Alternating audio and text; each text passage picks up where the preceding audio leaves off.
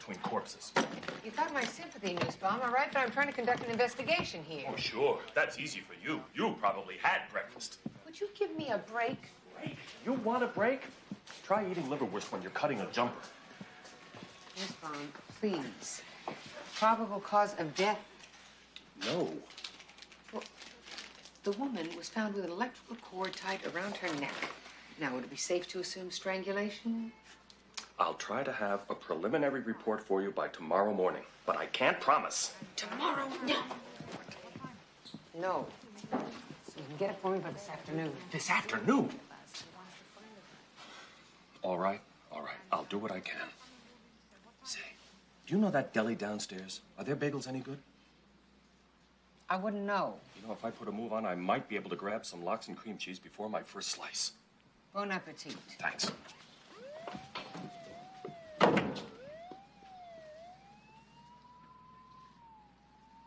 you get anything? The victim is Mrs. Caitlin O'Connell. She's Mrs. Kelly's mother. She was home alone last evening, and it looks like the perpetrator came up to fire escape it in the window. Anything missing? Only from the bedroom. About $300 in cash and a gold necklace that was around her neck. Any of the members of the family? Yeah, they have a son, Frank Jr. He went to school already, but the uniforms are going to pick him up.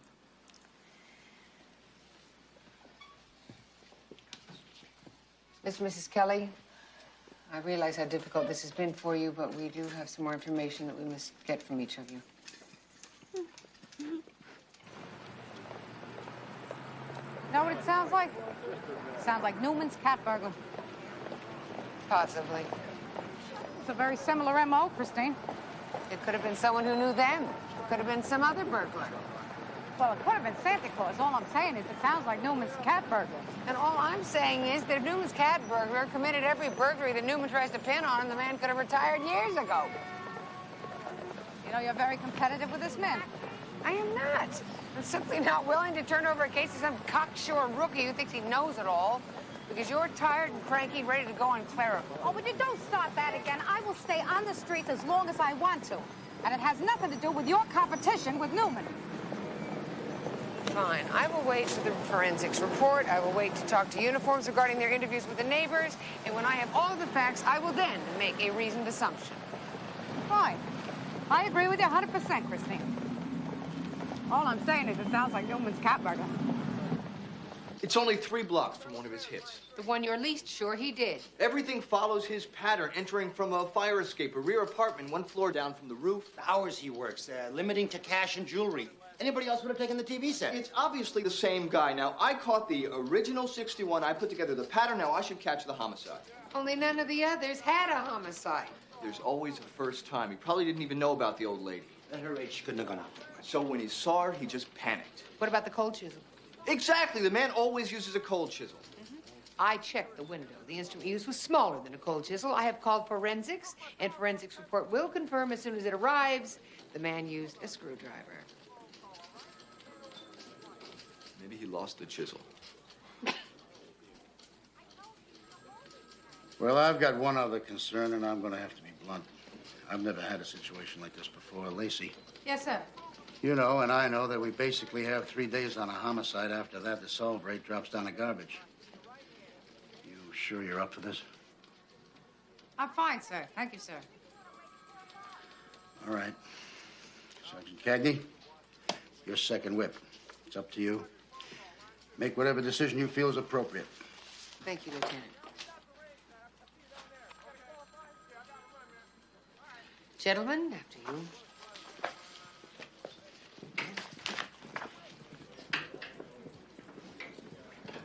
Preliminary interview with neighbors in the building indicate no one saw or heard anything unusual.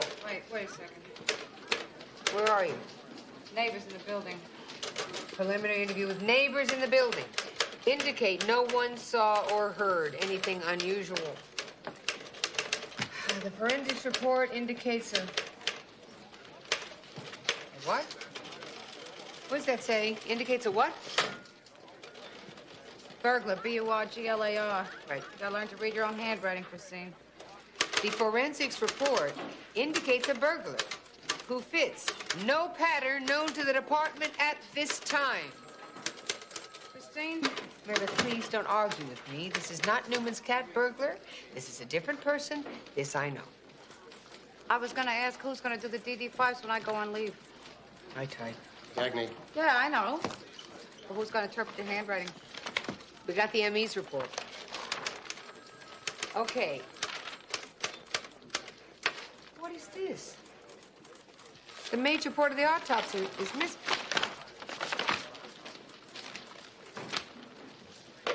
Well, where's page 2? I'm about to find out. No, forget it, Christine. That's civil service. They go home at normal hours, unlike some people I could name. Mary Beth, if we don't finish the paperwork now, we can't go back out on the streets tomorrow to find the perp. There's no answer. How are we going to do the DD5s without an autopsy report? Exactly, Christine. Good night. Kind way on there. Why didn't you tell me Charlie was sick? Well, he's not. It's just a cough. You see a doctor? I've been pushing, but you know Charlie and how he feels about doctors. He promised me he'd take it easy, though, so I said I'd bring him in dinner tonight. Oh, that's thoughtful, Oh, Christine. hold on a sec. Well, it's not really thoughtful. It's just Charlie. Actually, it's a tradition. Chinese spare ribs. When I was a kid, that was Charlie's version of chicken soup. He said it would cure anything. Want a bite? Are you kidding? Okay. Anyway, he said if ever I had a bad day at school or I'd fight with my mother, Charlie'd buy me Chinese spare ribs. He said it'd always put a smile on my face. Yeah, I'll have to remember that.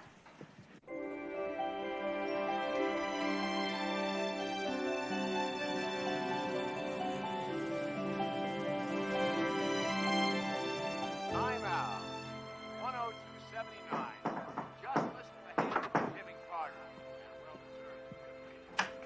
Hey, it's the most beautiful cop in New York. Hi, Pop. What took you so long? About Chinese, your very favorite spare ribs. Not in your life. We are going out to eat. No, Charlie, you said you were going to take it easy. I am all right. I am taking my sergeant officer daughter out for a night on the job. No, you sound awful. How about one for the road? Charlie, I don't think the booze is a really good idea. It pulls you down. Oh, You're no. sick. Oh, no, wrong. Oh, no. Booze is the best thing in the world for a cold. That's what my St. Irish grandmother used to say all the time. I'll bet she did. Excuse me, Pop. We're staying home. We're going to put our feet up. We're going to have spare ribs. We're going to watch TV. You know what's on? As Becky told me, Red River. Hey, now listen, Christine, don't you baby me. Remember, I'm the guy who used to change your diapers. Well, that's attractive, Oh. Pop. Please. I just want you to take care of yourself. Look, you're all hot. Christine, I'm fine. Now, I am going to go out and have a good time with a terrific woman who happens to love me. Now, what could be better for me than that? Staying in and having a good time with a terrific woman who loves you. Here's your terrific purse. Let's go. Charlie. Come on. This is a lousy idea. No, I now paid you for listen those to your ribs. old man. I am telling you, I feel like $1 million. I don't think that'll be going with us, Charlie. All right. I have your jacket. You are 4 years old. That is it. 4. Mm-hmm. Where'd you get the drink? Drop that now. He's open, Doctor. We can begin. By about the 4th bar, now Charlie's really starting to give it to me in front of everybody. He drops to his knees and he pulls one of these, Father, dear Father, come home with me now. This is in front of everyone. Of course, his friends think this is hysterical, and I'm standing there feeling like an idiot. Well, you're taking care of your dad, is all. Uh-huh. I finally poured him into bed about 2 a.m. That put me into bed at 3. Oh, Chris, dead doctor. Oh, hi. You needed to see me, Yeah, Sergeant? doctor, we got a problem. The autopsy report you sent us yesterday. Do had you a- mind if we walk while we talk? If I don't get my sugar fix in, I'm going to keel over. Fine. Anyway, the autopsy report that you sent us yesterday. It's Now, got which one was pages- that? Mrs. Caitlin O'Connell, an elderly woman. She was strangled. Right. That's why you look familiar. I saw you at the scene. Yesterday morning. Right. Okay, anyway, the autopsy report you sent us yesterday had page 2 missing from it. We called your office. They said they don't know what happened to it. Apparently, the one in your file has the same page missing. And the tape is in transit, so they can't guarantee when we'll get it. So we're wondering if you remembered any salient points of the autopsy. No. Oh, shoot. They're out of Jim Jams? No. Doctor, the woman, she's 78 years old. She couldn't have weighed more than 100 pounds. It was just yesterday. Do you know how many people die in New York City in any 24-hour period? And how many I have to open up? Lady, I just cut them and tell the tape about what I see. And then I do it again and again. And I do my damnedest not to remember what I just saw. I don't know any other way to do this job. Okay, have either of you got a dime? The Hotsy Totsy bar costs 10 cents more than a Jim Jam, and I don't have the right change. Oh, sure. Oh, great. Believe that man? He ate that candy bar with his surgical gloves still on. Trying to block the scene from my memory, Christine. Thank you. Who's Anthony Carpelli? Certainly knew you. He said it was urgent. You had any recent opportunity to transmit diseases, Cagney? Funny man, Coleman. Don't give up your day job.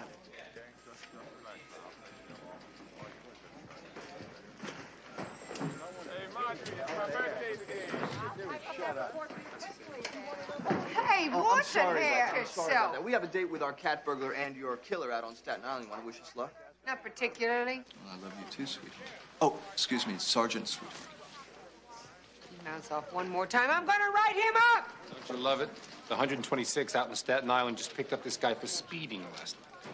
No kidding. And it looks like Newman's cat burglar? Well, they found some burglary tools and a diamond tie tack that matches the hot sheet. So, that's good. Cagney, Anthony Carpelli. Yeah, it's good. It's terrific. Only now we may have to hear about it for the next month. Yes, it's Sergeant Cagney. Yeah, this guy definitely has an overgrown ego problem. Yes, how do you do, Mr. Carpelli? Hmm? What? When? Well, what happened? All right, thank you. Thank you. What? That was Charlie Super. They just took Charlie to the hospital. I'm gonna go. I'll go with you.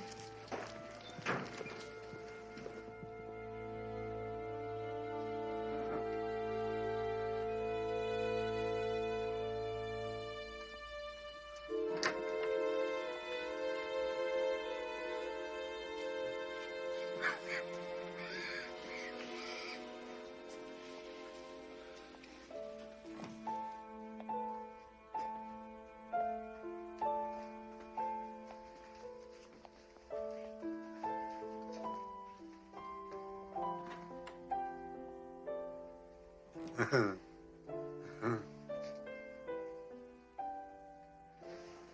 Pop. Oh, hey, Chrissy. Hi. What's the matter? I can't believe this. That's the only way you can find a pretty nurse. Jeez, I hate places like this. I know, I do too. But you won't be in here very long. Hey, did you talk to the doctor? No, not yet. He says he doesn't know when I'll get out of here. Well, they all say that, Pop. Even for hangnails. Don't make me laugh.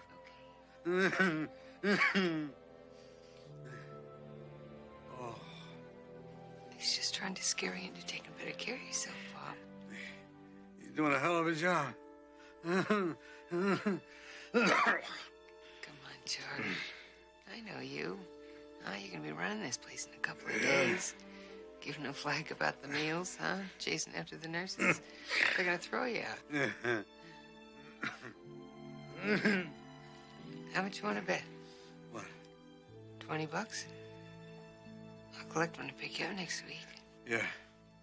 Okay, $20. We got the pneumonia early. I put him on antibiotics and breathing treatments around the clock. We should know something in 48 hours. But he's gonna be okay. This time, probably. Your father isn't a young man, Miss Cagney. Pneumonia is hard on anyone, regardless of age. And his condition makes it worse. What condition? First of all, there's nutritional deterioration. He hasn't been eating well, probably because of the cough. He's anemic. There's been some damage to his lungs from smoking. Oh, wait a minute, Doctor. My father gave up smoking 4 years ago. You don't heal as well at his age. And you are aware he's an alcoholic.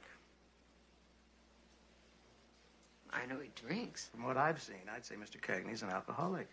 Almost certainly in the first stages of cirrhosis. When he's up to it, I'd like to run some more tests on him. Doctor, I don't understand what it is you're trying to tell me. How sick is my father? It's very hard to give you an exact answer. What? Your father your father has a lifetime of bad habits catching up with him. In the long run, he could be in for some serious health problems. Does he live alone? Sooner or later, that may have to change. Your father may eventually get to a point when he can't care for himself anymore. He may be a doctor, Mary Beth, but he does no beans about Charlie. My father is not a statistic. He's as tough as they come. He'll be fine, Christine. I know that. What do you think I've been telling you? What are you in such a hurry for? I want to get back to the Kelly apartment. What for? Because there's something going on there I don't like. I don't know what it is. I want to look through Mrs. O'Connell's room again. Well, you don't have to do that now. Well, what else are we going to do? We don't have anything else to do this afternoon, Mary Beth. Lieutenant, and I'm sure he'll give you the rest of the afternoon off. I don't want the rest of the afternoon off. Well, you could stay here and you could sit with Charlie. There's nothing I could do for Charlie. He just needs to get rest, that's all.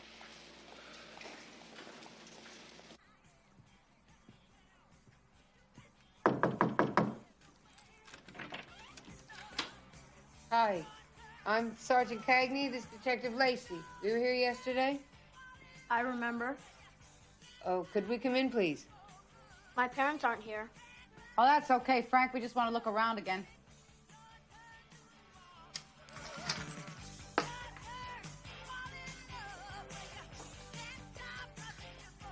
My parents had to go do this stuff for the, you know, the funeral. So we're sorry about your grandmother. Yeah. Excuse me a minute.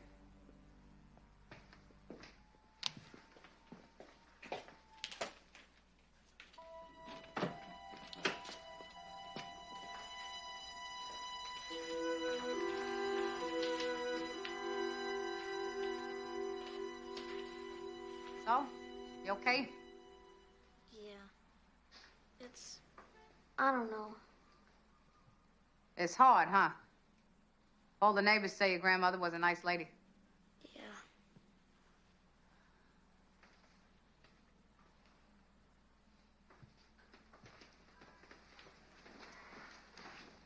So you sleep out here, huh? Ever since Granny moved in. My husband and I were considering getting one of these fold-away sofas. Are they comfortable? I mean, it's a kind of a thin mattress. Yeah. You get used to it, I guess. It's just that my parents won't let me play my tapes. They say it's too loud. Well, you could get those little earphones. Oh, my son has those. It's not the same.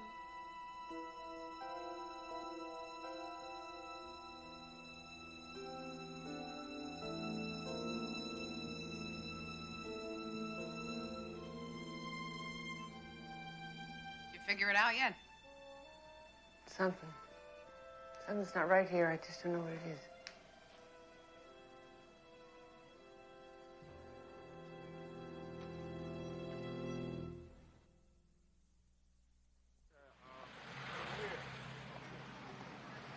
You can't park there, buddy, at the road.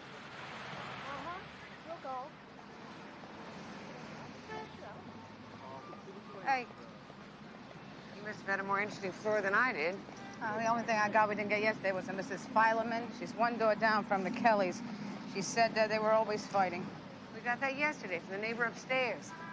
Now, all the time, she said. Enough so that the husband left for a while. About the mother-in-law, too. Could be something. Mary Beth, how can you not expect them to be at each other's throats? How'd you like to live like that? You're not a person, you're a nurse. That poor little kid gets thrown out of his room. He sleeps on the living room couch. He has no privacy. The only time he can be alone in that place is if he has to go to the camp. Unless you walk out and you stay out. I tell you, it's no way to live. Does Brian know about your dad yet? Where in the hell did that come from? Well, your father is sick. I think his son would like to know. I'm working on a murder case here, and you're worried about my brother in California? Tell you, Mary Beth, you're the best. The best.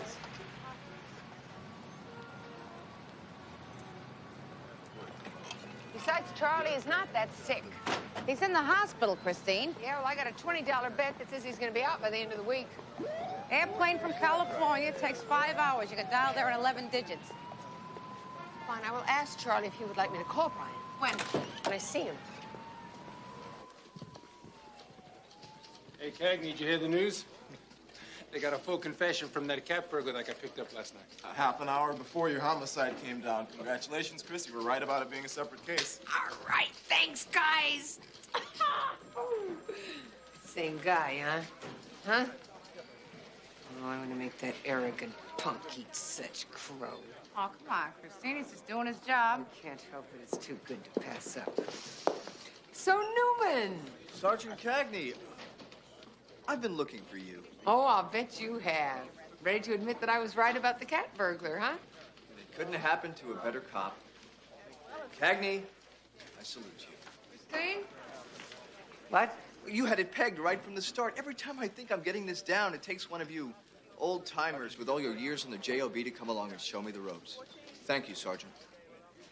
I really mean that. Newman, come on back here. You're not going to get away with that. We took all the fun out of it. We got page 2. You want to look at it? She was smothered. Probably with a pillow while she was sleeping. Burglar smothered her, huh? No, I don't think so, Lieutenant. There was an electrical cord tied around her neck, indicating that she'd been strangled. Now, what kind of a burglar would go in, smother some poor old woman, and then tie a cord around her neck, pretending he'd strangled her? On top of that, sir, Mrs. O'Connell was bedridden. Completely. She couldn't have gotten out of bed. The family never mentioned us she was bedridden. If it hadn't been in the ME's report, we wouldn't have known. Also, we have a report from a neighbor saying that the husband and the wife fought all the time over her mother. Mr. Kelly walked out on the marriage for a time. Yeah. There wasn't much money either. As a matter of fact, Mrs. Kelly quit her secretarial job to nurse the mother, which gave them even less money. So they hardly ever went out. I mean, it was like living in a hospital ward. I see where you're going. So you don't think there was any burglar at all? You want the clincher? The television. They left her watching television. Well, now you lost me. Frank Kelly said when he came back at the end of the evening, he went in to check on her, and he said he couldn't see any electrical cord around her neck because there was no light.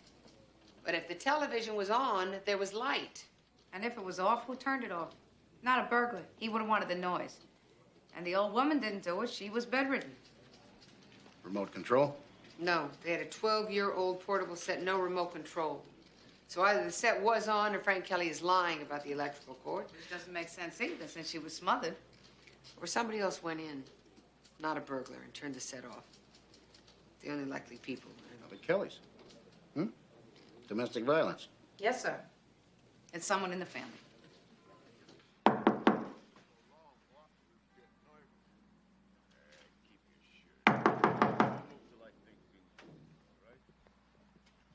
Mrs. Kelly. We were at the funeral home, the viewing. Oh, we picked a bad time. I'm sorry. May we come in? Do you have to? Well, so we could come back tomorrow, but if we could tie up these loose ends here today, then maybe we wouldn't have to bother you anymore. It's mostly for the paperwork. I understand. Excuse me. Certainly.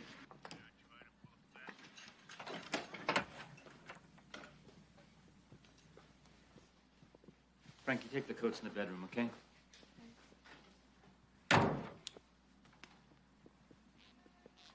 Would you like some coffee?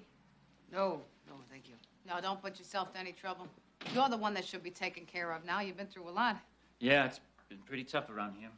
Tough. Taking care of your mother, then losing her like that, that's got to be a shock. It'll take some time. Still, ma'am, and I hope you don't take this wrong, but in some ways, it has to be a relief, too. What are you saying? Well, she was a very sick woman, you know, very frail, confined to her bed. After the stroke. So I could imagine what that's like. I mean, the doctors are big heroes, right? With their tubes and medicines, machines. I mean, I wonder sometimes if they're really doing anybody a favor. Sometimes you think maybe it'd be kinder just to let them go. That's true. It wasn't any great blessing to keep her alive.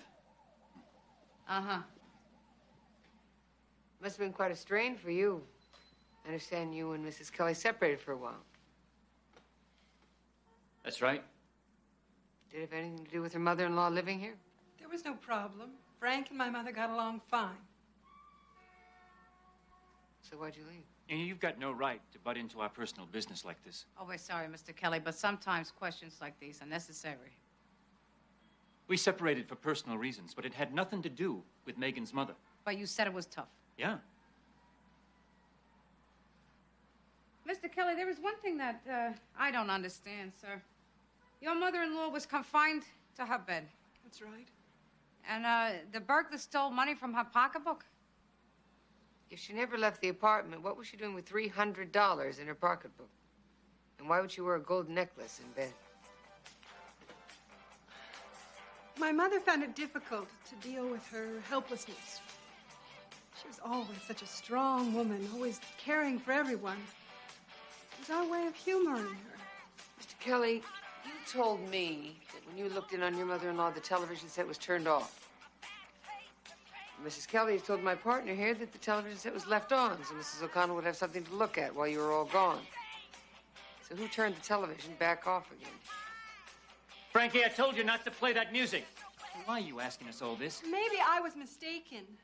And why was there an electrical cord tied around your mother's neck when she'd already been smothered? We're not answering any more of your questions until we have a lawyer.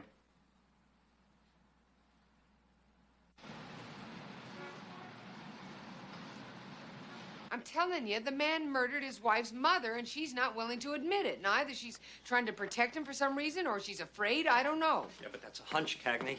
You're asking me to go out on a limb. Hey, you owe us one, Feldberg. As a matter of fact, you owe us a couple of them. All I'm asking is permission to bring them in as material witnesses. All? That's all? If I can get hold of the wife, I think I can break her. She just needs pushing. She needs reminding that this man has murdered her mother. Oh, I see. Oh, that's terrific. That's terrific. So I'm supposed to go up in front of a judge. Or at least convince her she doesn't have to be afraid. Yeah, and I'm supposed to say that we want to bring someone in so that we can browbeat her into implicating her husband. Well, I don't know what else to do. Do you? What if she did it? No, everything points to the husband. Look, this is all circumstantial. It won't fly. Now, if you wouldn't mind clearing out of my office, I have a date with a very tall, beautiful, blonde lady whom I am meeting in 45 minutes for drinks at the plaza. And if I am lucky, we may never leave the hotel.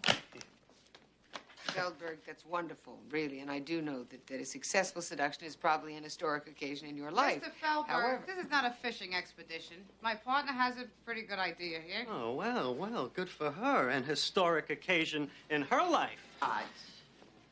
Look, Feldberg, I'll can the smart mouth if you will, all right? I really think I can pull this off. Otherwise, Frank Kelly walks. Funeral's tomorrow? Yes, sir, in the morning. You know, if they challenge us in court, we don't have a chance in the world. Hey, you got a better idea? I'm open. Okay. Maybe I can get this by Judge Medavoy. Let him bury the old lady. Pick him up afterwards. Great. When can we pick up the papers? It depends on the blonde. See you at 8. I could get lucky. See you at 7.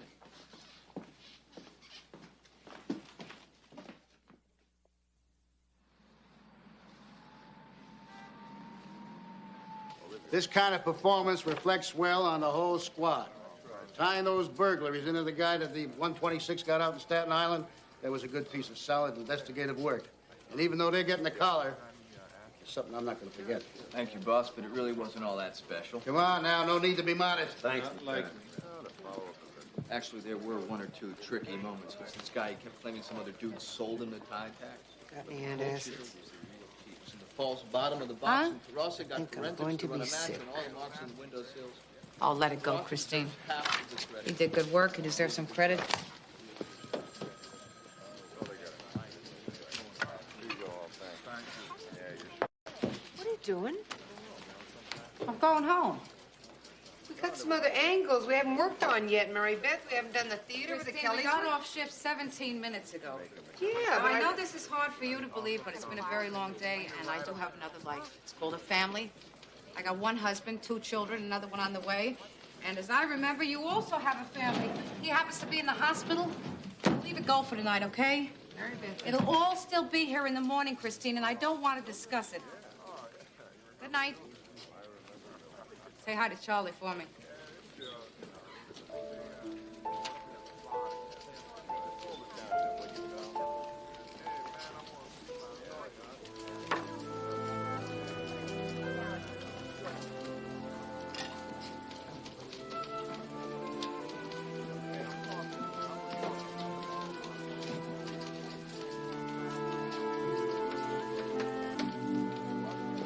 Cagney, I heard you were having some problems. Beg your pardon? With your case, I was just wondering if you needed any help, because I'm free now. Oh, thank you, Newman. Unofficially, of course, because when I break this case, I'll still let you have your collar. Sergeant. Oh, thank you, Detective. Tell you what, why don't you let me check back with you when hell freezes over? Excuse me, please. Thank you.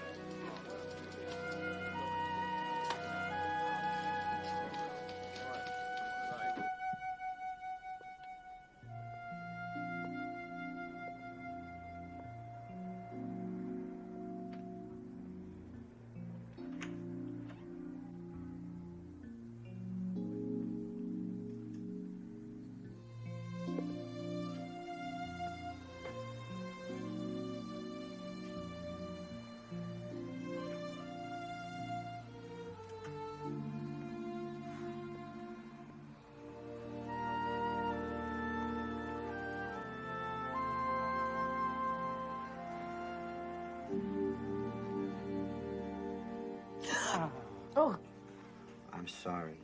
what time is it? Dinner's ready.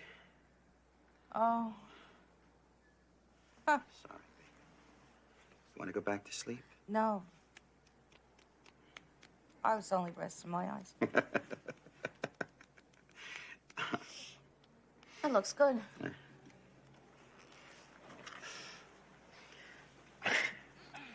I thought you weren't going to be working these long hours anymore. What happened to clerical duty? Oh, boy. I hate clerical duty. Paperwork up to my eyebrows and typing my fingers down to nubs. I became a cop in the first place so I wouldn't have to type. Yeah, because it paid $50 more than a secretary's job. Had to. Mm-hmm. Now, clerical work, you get off your feet, be home at 5, get yourself some decent sleep. Soon, okay? Mm-hmm. I don't feel right about doing that to Chris now. Chris, she can take care of herself. I want you to eat your green beans. No, she can't right now, Harv. Not with her dad in the hospital. This case we're on is making her crazy. Her? I thought it only made you crazy. Her too. She just hides it better. I mean, a case like this. A helpless old lady got murdered. It makes you start to think weird stuff. Charlie's gonna be okay. Yeah, sure. For now. But he's sick, you know? He's not getting any younger. And part of Christine is still her daddy's little girl. She wants to believe he's gonna be healthy forever, live forever. It scares her to see him like this. Did she say that? You know Christine. What do you think? I think I'm gonna get you some salad. You don't need enough greens.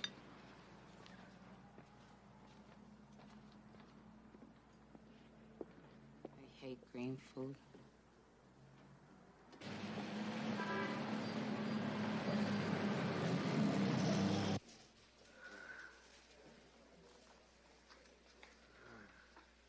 I take it you're feeling better.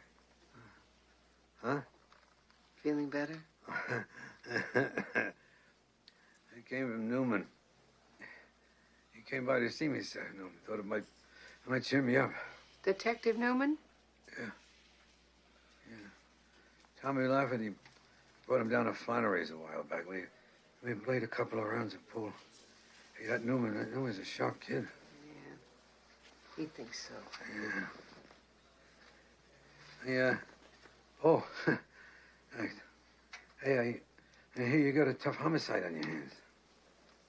No, Pop, I don't want to talk about my work. Oh, since when, huh? Old lady, huh? Probably somebody in the family offed her. You got a motive yet? No, we don't know yet. Oh, come on, Chrissy, don't do that to me. Newman told me all about it. She's bedridden. Family's going to hell, so one of them killed her. What's the matter? Didn't you think I'd be able to take hearing about that? No, Pop, it's just that I know you have so much on your mind. I didn't want to bother you with Oh, my that's the problems. biggest bunch of garbage I ever heard. Oh, people think you're old. First thing that happens, they start treating you different. Even the ones that ought to know better do it. I am not gonna go like that. Do you hear me? Chrissy, easy, please. Just Chrissy, take it easy. I want you to promise me something. Charlie, I'm not... I don't want to ruin your life and have you end up hating me. I don't hate you, Pop. Chrissy, before it goes too far, before it comes to that, just hand me my gun and let me end it myself. Charlie, I don't want you talking this way. With a little dignity. Do you understand? Daddy, just overreacting. The doctor says that you're going to be all right. Yeah, for now. And then what happens? Then... Just go back to sleep, Papa. Oh, Chrissy.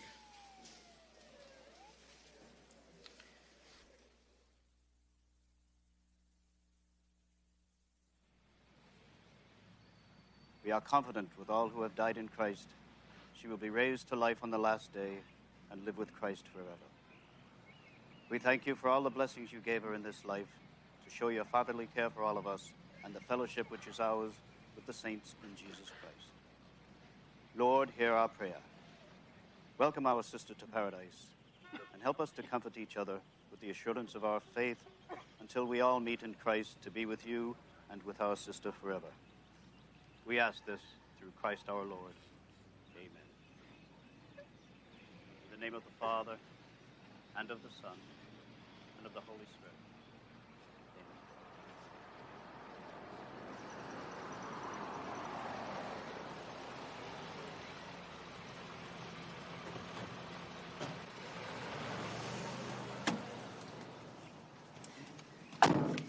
I got the papers. We're taking them in. Good. What are you doing? Meditation. It's good for the baby. How's Charlie? It's fine. Newman came by and saw him, though. Brought him one of those dirty magazines, huh? Did you love that? So what's been going on? Nothing. Really? How could you tell? I don't have to watch anymore to know what those people are doing over there. They're burying somebody they loved. They're burying somebody they killed. They're grieving like you and I would. Yeah, they're faking it. Maybe. One of them killed that old lady. Maybe. I don't know. No, I do. I can't believe you're this detached. Maybe I am. And maybe you're too involved. I understand why you are, Christine. I do, but I gotta pull back. Yesterday, I thought that I could stick it out, but today, I don't know. And look at us. Staking out a funeral.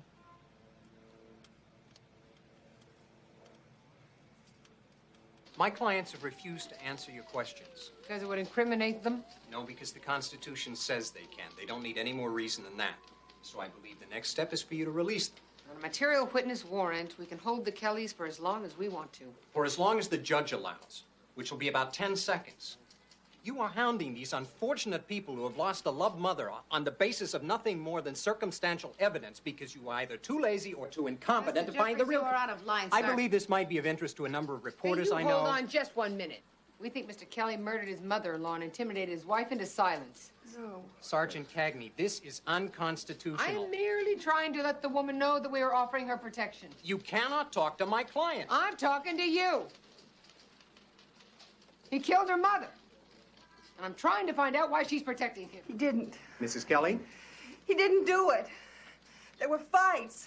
It was awful with her there. Mrs. Kelly, you're But he not to didn't talk to kill these her. people. Wasn't him. Well, if it wasn't him, then you tell me who did it. Mrs. Kelly, please listen to me. These people are not your friends. My husband is a good, good man. Better than you'll ever know. Can't you just leave him alone? I'm going to file for a writ of habeas corpus. If my clients are not released today, I shall institute a wrongful arrest suit against you and the city of New York. You saw how those two people were with each other. That man did not kill his wife's mother. You know what you're saying, don't you? It wasn't him and it wasn't Mrs. Kelly. Mary Beth, I'm talking to you. I had to take my vitamin. I forgot it the last 2 days. He was a member of the family, otherwise they wouldn't be covering up. There was only one other person in the house besides the Kellys and that old woman. Mary Beth. Oh, gee, why don't they ever fix this thing right? I'm talking to you. How's a person supposed to take pills without water, huh? You slow down. I know you don't want to look at this. I don't think it's pretty either, but that's not going to make it go away. You can listen to me or not. He's 12 years old. You know how miserable that kid was after the grandmother moved in with him? He was thrown out of his room. His parents fight like cats and dogs, and the father walks out on them for a while. Now, you heard Frank Kelly yesterday. How many times do you think that kid heard how much better off his grandmother would be dead? Oh, my God. Well,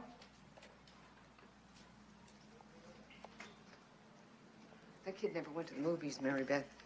He was left there alone. He went into the grandmother's bedroom with the pillow. He's 12 years old. The 12-year-old murders his grandmother for what? To get his room back? It's sick. Maybe that It makes me sick. And maybe that isn't the reason. Maybe he did it to put her out of her misery. Maybe he did it because he thought everybody'd be better off if she died in her sleep. I don't know. But I do know, and I know you know too, that he's the only one who could have done it. So I'm calling Feldberg. Chris, wait. I told Harvey last night I was going to hang him for you, but I can't. I'm going on clerical duty. Let's talk about that later. I don't all want right? to talk about it. I made up my mind. I thought I could separate myself from the work, and I can't do it. Not while I'm on the street. If it's getting to me, Christine, it's getting to my baby, too. I care about you, and I care about the work. But I gotta keep a balance. You know what I mean? Do you understand me?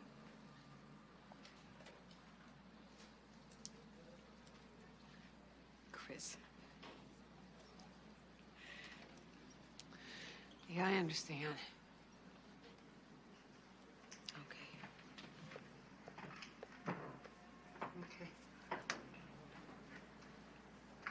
You want to call Felber? In a minute. The kid's not going to go anywhere. I'm just going to sit down a second. Sorry.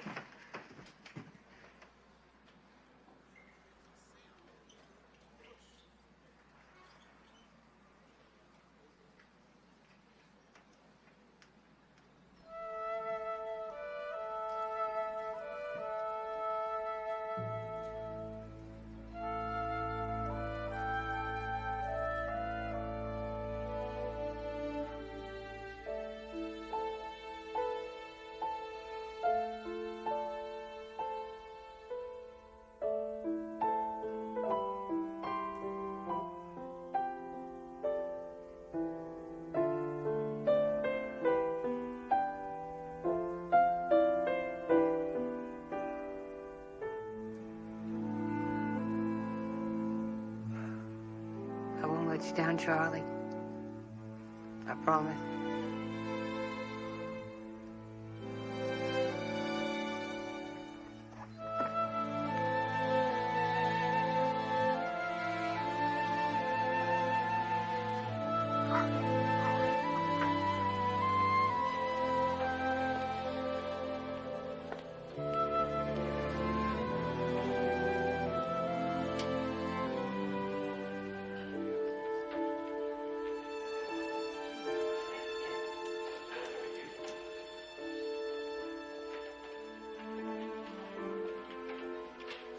Yes, operator.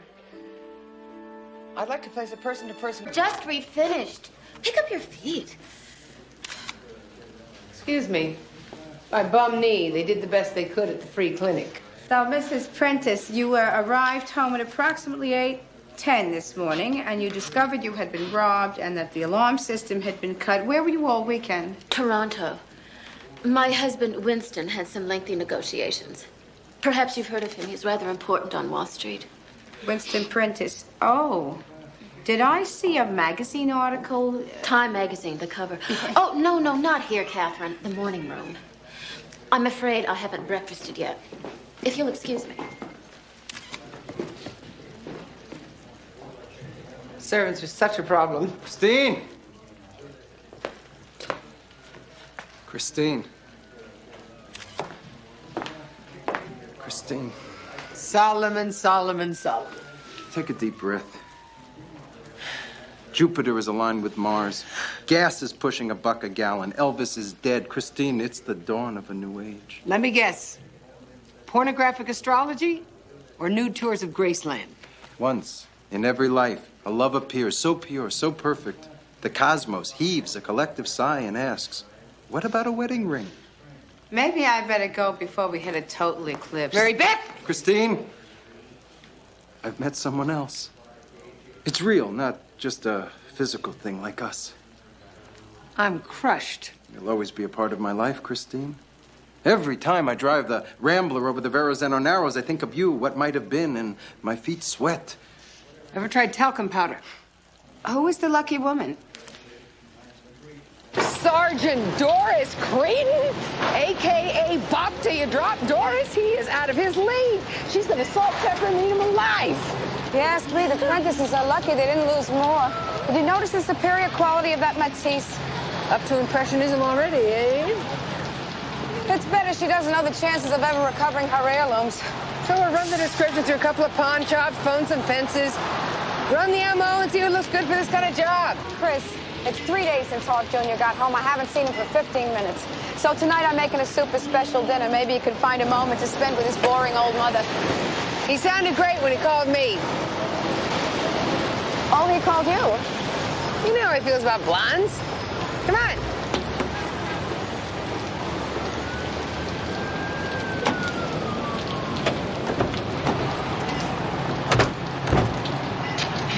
Congratulations. Not only do I have mice and plumbers and pattern baldness, but now you two have summoned up the full power of this department so it can collapse on my head. Sir? That robbery victim you got this morning, Mrs. Mimi Prentice, happens to be the best friend of Commissioner's wife. Oh, the Old Wives Network rears its well-coiffed head. Yeah, Cagney, and guess what? They're getting together to play detective and provide us with a variety of suspects, the caterers, the night security, and the... Sir, more than likely, we're talking about a professional burglar. Well, don't tell me. Tell the Commissioner's wife. And you can start with this. The disgruntled ex-employees of Prentice's company here comes in a long list. Lieutenant, we have plenty of leads, and they do not involve some pretentious, uptight society bimbo. And there was a comment made on the attitude of a certain blonde detective. What attitude? With all due respect, sir, we should be out solving the case, not chasing our tails around it. Lacey, sometimes the dog not only bites back, but leaves a deposit on your floor. Yes, ma'am. Yeah, I know.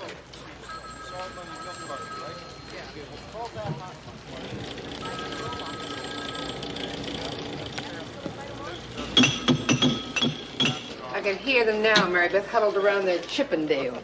Robbed Mimi? Why, it's just too awful. I'll put her to call immediately. Well, we have to humor her. You know, we'll talk to some of the people on her list and get back on the case. You want to spend all day asking out-of-work stockbrokers about heights and alarm systems? Come on. Ask them how they feel about my cousin who lost his shirt last year following this broker's advice. Well, I put my money in commodities. Soybeans? Bubble lights. See, I buy cheap in January, and then next Christmas, I clean up. I have these odd little men with thick glasses who handle my money. They have me in stuff so safe. How safe, you ask? So safe that if it goes bottom up, the Russians must have landed. My mother's second cousin, Roy, buried half of all his money in the backyard, and then a big rainstorm came along and washed it into the neighbor's garden. They were yelling for weeks. Hey, Victor, what was that burglary in the West Village? The one where they cut the alarm system? Any leads on the perps? Called him. What? Never mind.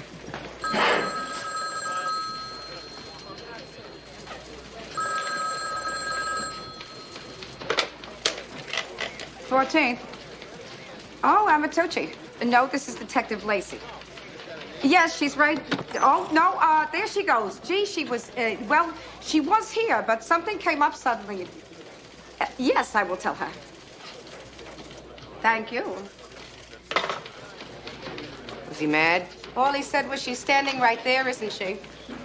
Well, of all the rotten, low-down nerve. What happened to your deep and abiding love for the little curly hairs on his chest? Mary Beth, the man this Sunday wants me to have dinner at his mother's. How dare he? That's how it begins. And then they want to marry you. And so now you were not accepting his phone calls. That's very adult of you, Christine. Fine. Take your pick. Yuppies or police work?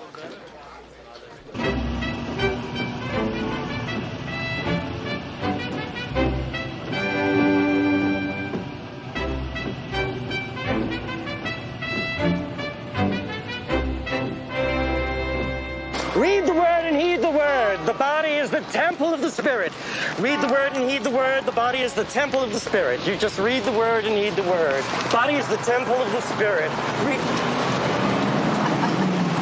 Well, Cagney and Tracy, praise the Lord. Road to hell is paved with undercooked meat. I didn't realize the church had taken that position, Mr. Langles. Gee, Skeeter, you're a lot more lax when you're brandishing blunt instruments. Well, I want to thank you for putting me in prison. Praise the Lord. I found a life there. And stop hitting women? I am redeemed. Right. Information, Skeeter. Oh, I promise Jesus. Thomas Bedloe, Skeeter, where is he? Oh, Bedloe, I try to lead him to Jesus. Is that what you two were doing Sunday? Sunday, the Sabbath. I was moaning and groaning, hailing and wailing. I got 300 witnesses. Somebody pulled a job Sunday, had your two names written all over it. Oh, no. Bedloe came here last week. He was talking the devil. He tried to get me back into the business, but I said my soul belongs to the Lord now.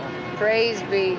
Did Mr. Bedloe leave an address, telephone number? No, but he's got a new gig now as a doorman. East 50s. He says it lets him case the joints up close and personal. Go with God, Skeeter, but don't go too far. Sergeant, want to drop me off at the subway? I got a roast to overcook. Sure. Give him up to the grunt. Harvey, I never saw you eat so much or so fast. It's all great, Mom. You know, a bunch of us guys went to see that movie, Wall Street. Yeah. I don't know, it really burned me up. I saw Project X. It was all about monkeys in the Air Force. Sweetie, your brother is talking. But, Mom... Mikey, wait your turn. Go ahead. What was that guy Gecko doing? I mean, he didn't... Well, he just didn't... He didn't make anything but money. Exactly, yeah. Yeah. A man builds a house, he can see the results. Those people, they never see the consequences of their decisions. It's all a game to them, Harv. You sound just like my DI. Your DI? Yeah, you'd like him a lot, Dad. He reminds me of you. What are you doing? Michael! Hey, Mikey, can the kid stuff, huh? We're trying to talk. Don't play with your food. I fed Alice early so that we could have a nice grown-up dinner. Have you decided on your specialty school, Harvey? Well, my DI says I should consider engineering. I'm taking a creative writing class. Both our boys are so talented. My tests show I have an aptitude. You always had aptitude. That was real smart, giving up the infantry. I'm not hungry. Backup and support are critical. Now, as a combat engineer, I would be... Michael! Michael! You get back here!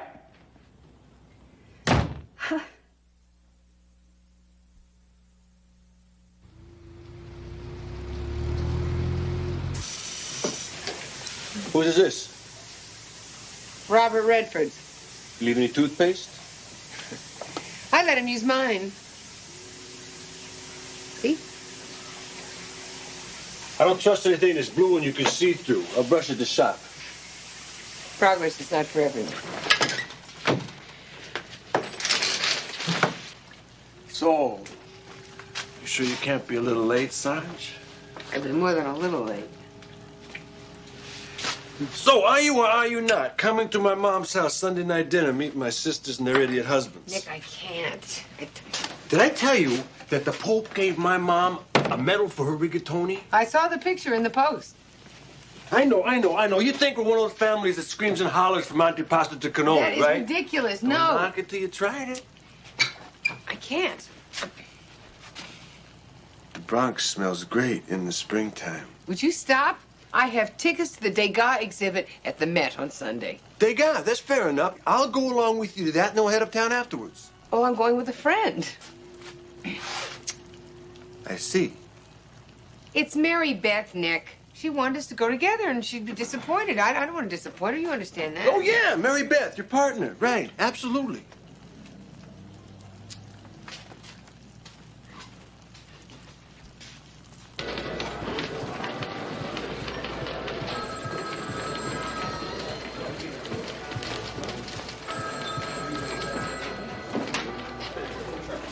How was dinner? Hey, fine. Except Michael was acting foolish. He's jealous for attention. When Harvey Jr. goes back, we'll take him out to Coney Island. He's a little old for that, isn't he? Oh, he loves the bumper cars. He loves the roller coaster. Ah, thrills and spills with Mom and Dad. So, whose calls are we not taking today, Christine? I hope you two misunderstood me. Otherwise, I could think you were ignoring my orders. Yesterday, you went to a lot of places. Not one of them was from Mrs. Prentice's list. Today, you do as you're told.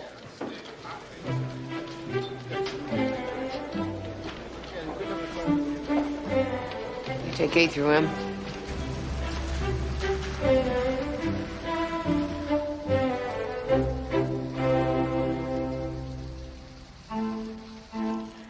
So, what's the problem, Detective? Mr. Meyerling, your former employer's house has been burgled. Ah, there's a painful experience. Almost as painful as being fired without warning, Mr. Meyerling. Where were you Sunday night? Oh, you thought that I crept over to the old dirtbag's house, rappelled down his chimney, and went in a looting frenzy, huh? I haven't decided, sir. I was right here where the Times want ads. It seems nobody's hiring. I hope they took every antique that lying lech ever owned. Must be hard to scale down after making the big money, huh, Miss Pizarro? Well, there's not much choice when you come back from lunch and find a troll at your desk from personnel demanding your security badge. Well, you must be angry, Mr. Prentice, firing you like that. Considering I'd probably still have my job if spreadsheet meant the same thing to him as it does to me. Ah. I pulled all my clients out of stocks just before the crash. Any other brokerage house would have made me a star. But Mr. Prentice fired you instead. Beware the man who says you're like a son to me. They even got him a pension fund just after the crash. But Prentice is too highbrow to deal with merchant seamen. This is all very interesting, Mr. Meyerling, but where were you Sunday night? Staten Island. Doing what? Watching TV in my mother's living room while she did my laundry. You're kidding. Mrs. Prentice used to be Winston's secretary? A cum laude graduate of the School of Sensuous Secretarial Skills. And now the mistress of the manor, so to speak. She lays down and gets a townhouse. I don't and lose my job. I guess that's the downside of being upright. A dozen pouting, spoiled children, all with motive, half with opportunity. And not one of them could have done it. Not that they didn't want to. Just mustard and relish. Trying to cut back. Every single one of them would like to see Prentice strung up by his suspenders. Because of him, they have to grow up and face the real world. Yuppie bashing, Mary Beth? This from a woman who sheds tears over a farm foreclosure? Farmers happen to be the backbone of America. It's just easier to care about them because they wear overalls. Those farmers lose what they worked their whole lives for. And these kids overextended themselves just like the farmers did. Seduced and abandoned. Same trip, Mary Beth.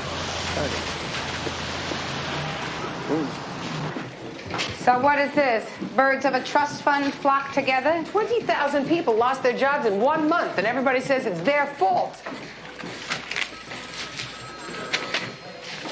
Oh, this is one of yours also. Mr. Amatucci would like a call. Hold on. Uniforms think they found the building that Thomas Bedlow's working at. Thank you, Sergeant. Sutton Place, a case of the junkie guarding the drugstore. At last, a genuine suspect. What about the rest of the list? Ah. Let no one accuse us of not being thorough. Basil, Run them all.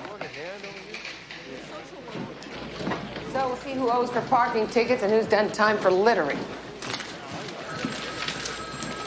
Excuse me. Who the hell dumped this on my desk? Sorry, Cagney. We're temporary desk buddies until those two yutzes finish in my office. No problem, Lieutenant. But you won't be needing this desk right now anyway. Winston Prentice caller wants to see the both of you over his home. And he's leaving at 3:30. Gives you 45 minutes from right now. I've had my strings pulled all morning, Lieutenant. Now you want us to be puppets again? Sir, we have an address on a real lead. And I don't want to get a call from the commissioner's office. So go see Prentice now. Hey! Hey, don't stand on my desk! What the hell is the matter with you guys? Come on, get out of there. Hey, you. Come on. This brings no meaning to the term public servant. Want to call Amatoshi before we go? No. Christine? Later. We'll count the fangs on the ogre, and then we'll bring in Bidlow.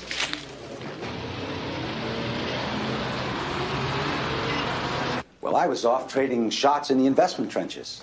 And Mimi, well, she has a tendency to protect me from these unpleasant things. Your friends downtown are very concerned, sir. I know, and I'm embarrassed, detectives. But it seems that the privileged just don't play the role of victim very graciously. Well, one gets better with practice. At any rate, we have gone over, partially, the list of suspects which your wife provided. Oh, you mean my ex-employees? Yes. Well, don't expect to find many cat burglars there. They certainly have interesting attitudes, sir. Yes, the poor kids. I mean, on top of losing their positions and their incomes, imagine their humiliation at being considered criminals. So if we set the list aside, we do have some ideas of our own we'd like to pursue. Well, excellent. That's excellent. I think professionals should always be allowed to do their job the way they deem best. And that certainly applies here. Thank you, sir. You're sure you don't feel that anybody on that list could be involved in some way? Well, I personally hired most of those youngsters. Now, it's true we had a disastrous year in a very brutal business. And possible that one or two might blame me. But I would understand that. I've been there myself. In fact, the man who's on the cover of Fortune this week, he once fired me. But today, I admire him greatly. You know you look exactly the same way you do on Time magazine.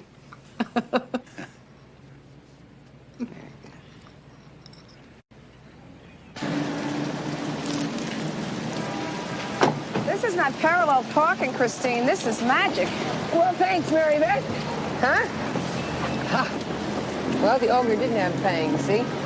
A lot nicer than those spoiled brats he laid off. They make Michael look like he's approaching maturity. Telephone, Christine.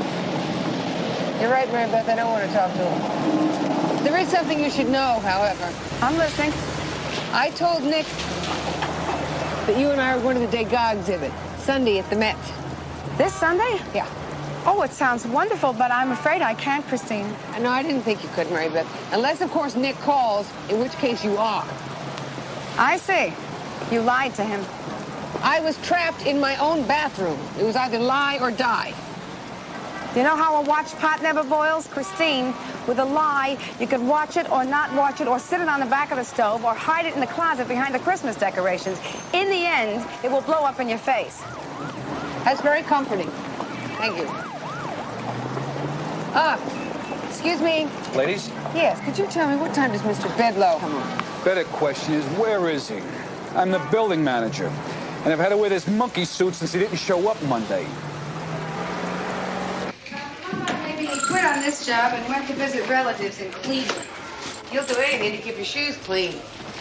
I'm telling you, a pro like Bedlow is not going to walk away from this sweet a setup. He's here. I know it. He's probably hiding behind some fake nose and a pair of sunglasses. So it's in and out of every crud hole in Manhattan till we turn him up. Want to work the flop houses alphabetically or by scuzz level? Sergeant, if we could put it off till the morning, I could prepare myself. I'm chalking out. Harvey Jr. hasn't had time to spend with his boring old mom. No, we had a nice talk this morning. He's so adult, Christine. It's different now. Brushed you off, huh? He most certainly did not. Mary Beth, tried to take something boiling up behind the Christmas ornaments. Well, Probably the same thing that you'll find at the Degas exhibit. Good night. Night.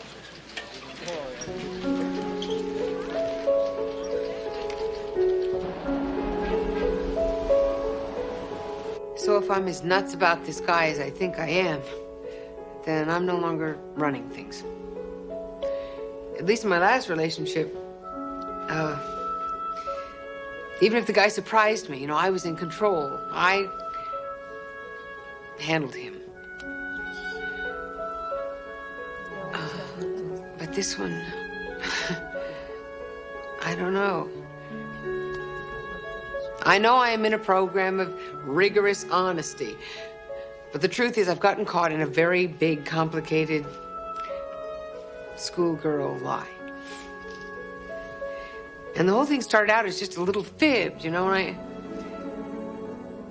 I know it's a lousy thing to do, but the truth is, at least it puts me in the pilot seat. Even if the plane crashes into the side of a mountain and blows up, at least I was the pilot.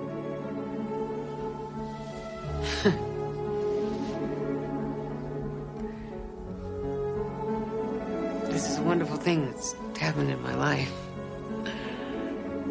I think. And I don't trust it. I just don't want to let go of the controls. Hey, guys, where's the butterscotch? Hey, I'll get it. All right. Now, listen. Hey. If your mom asks, you tell her I only took one scoop, all right? Hey, Harvey, help your brother with that. Watch this. All right. It's nothing. Fingertip push-ups. How many? 50 at a pop. Not bad. Hey, that's my job. Mikey, finish the nuts. All right, guys, we are getting close here to perfect black and browns. Let's chow down. Harvey, next time you borrow a car, get the registration for me just in case, huh? I didn't take the car. Hey, it's okay, I don't mind. Dad, I'm telling you. Hey, your mom was at work all day. Who took the car, Alice? Dad, I'm a Marine. So? And sometimes we've got short memories. I had to go to the post office. It slipped my mind. Hey, oh, don't let it bother you. It's okay. Things are better between us. You noticed that? Huh? Yeah. You're a liar. A liar, Harvey. Dad. I did it. I drove the car. What do you mean you drove the car? This is grand larceny order. What's next? Armed robbery? I don't know. You don't know. Sweetheart, your brother is only here for a short time. That's why we're making a big fuss over him. I don't care about Harvey. Hey, watch your mouth, Mikey. Your little spin around the block could have killed you. My name is Mike. All right, Mike. What's the problem? Sweetie, what is it?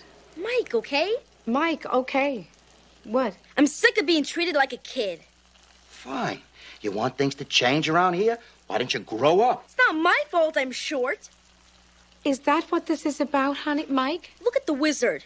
Look at Tattoo. What about the munchkins? No, that's genetic, Mike. I mean, you're gonna grow. I don't want to talk anymore. Leave me alone. Mike, everybody grows at his own rate. See? No one listens to me. Even in my own room.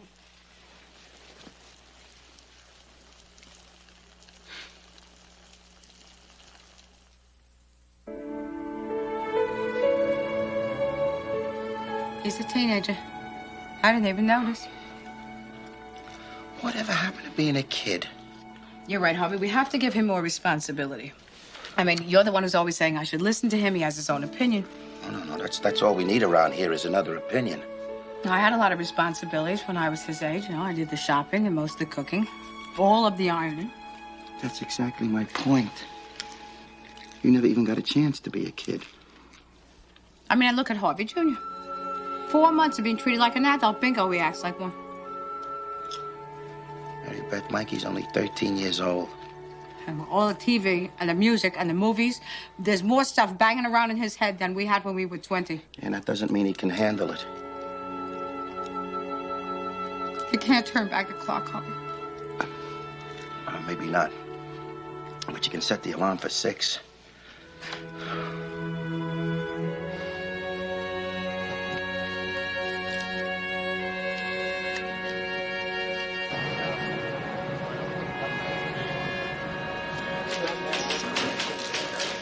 You're quick, John Hancock, sir.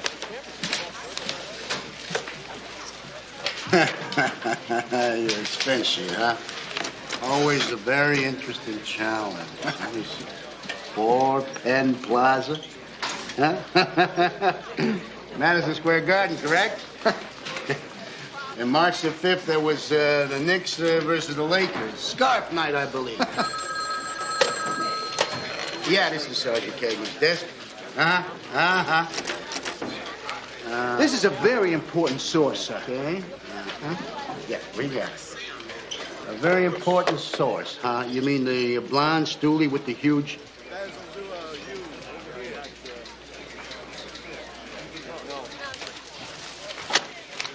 The ever-impatient Winston Prentice has suffered yet another loss, and he has asked for the 2 years by name. Esposito. This is coming out of your next paycheck. And if I ever see you wearing that scarf around here, I'm going to have it confiscated. Yes, sir.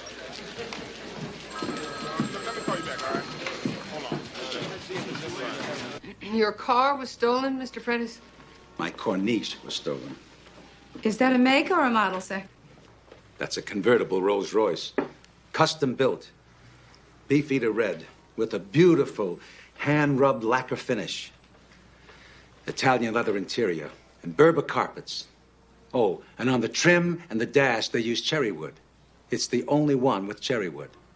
I was raised near a cherry grove. It's a special order. And no one drove that car but me. And it was taken from the garage, sir. Yes, and with 2 alarm systems. They guaranteed it was burglar-proof. Probably on a container ship halfway to South America by now. Now, don't say that to me. Within the last 3 days, my house has been hit, and now the most precious thing in my life has been taken from me. Now, that's no coincidence. I think it is, Mr. Prentice. The guy who shimmies up a telephone pole to steal some silver in a teapot is not the same guy who steals a car. Don't think you're going to write this off, because if you do, I'll have the commissioner and the mayor down your throat so fast. Maybe I misunderstood, Mr. Prentice. What happened to trusting the professionals? Of course, any help that you might want to offer, sir, would be appreciated. Help? My wife has already given you a whole list of people that hate me. What about that? And I can give you a hell of a lot more, from the SEC all the way to the servants.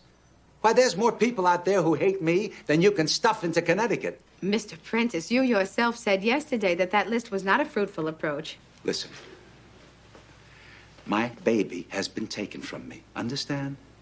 Now, I'm not a bad person, but my job causes enemies. And ladies, revenge is an ugly and frightening force. There are certain people out there who have lost their life savings in this crash. And some of them come from mob families. The mob. You ever heard of it? I'm sorry to interrupt you, Wynn, but it's your call from Amsterdam. Their team is ready. Mimi can give you names and addresses until you're dizzy. Tell them, Mimi. Tell them all the people who hate me. And don't forget those servants. What was the actual amount of money that you lost? If that scum doesn't watch his step, I'll tell his mistresses about each other. The maid loves him, right? Doesn't it? I don't touch anything that belongs to him unless I'm paid to. The handyman loves him, too. And this is my favorite. He should count his blessings I haven't poisoned him. Listen, the cook. Doesn't with this much hatred since Attila vacationed in Europe. All right, so what's the angle you're going to follow? We're running the Fortune 500, but I'm betting on the Attica 50. That's the third client in a row that hates his guts, Christine. Plus, they're still all his clients. I'm telling you, it's bedlam. Well, you may be right, Sergeant, but to me, this looks less and less like a professional job. Can you pipe down here? Huh? I'm trying to work here. The reason it is bedlow and that he is missing is because he... Are you blind? You can't see I'm talking here? Yeah, but you want Let me finish my sentence. He is the missing piece of the puzzle. Proceed. Riley from the 1-2 call. He found Bedlow. Yeah? Where? In traction at St. Vincent's. Got drunk 4 days ago, fell in front of a truck. Sorry. Trouble. with putting all of your eggs in one basket is that someone always comes along and sits on it. Finish up on overtime, I'm moving back in. Is it me, or is there something screwy about a man whose precious baby is his car? Michael stole our car. Did I tell you about that? Think he's good for Prentice's roles, too? The thing is, Christine, he knew where the extra set of keys were. He knew when we'd be gone, and he wanted to punish us. He wanted to shove it in our face. I mean, somebody close. Real close. Like the son Winston Prentice never had? Basil! Yes, Sergeant. Everything you ran on Frank Meyerling. Please. Let's go do some fishing.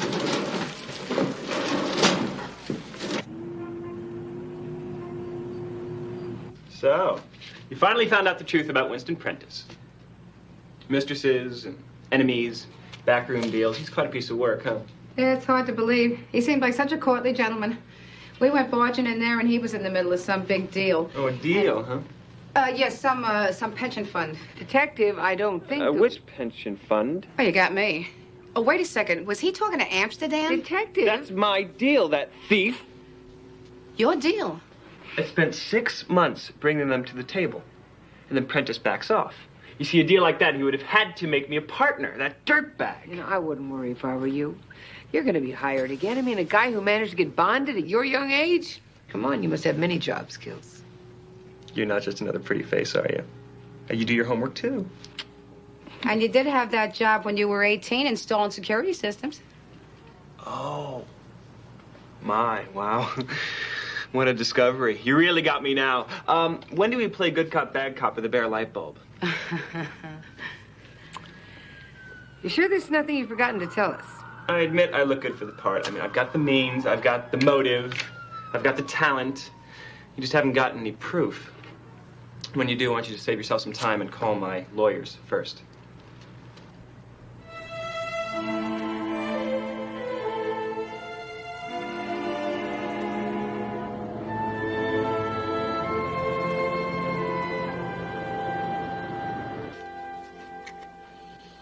Oh, pungent chicken. Smells incredible. Could we talk first? You think I can't listen and eat at the same time? Well, if it's all right with your stomach, I'd like to get something off my chest. So get. I'm not going to the museum on Sunday. That's it? Think I'll be disappointed. I never was. Going, I mean. Listen, I'm not the detective here. Chris, you gotta help me out. I lied to you. Well, you wanted me to meet your mother. And all I could hear was wedding bells.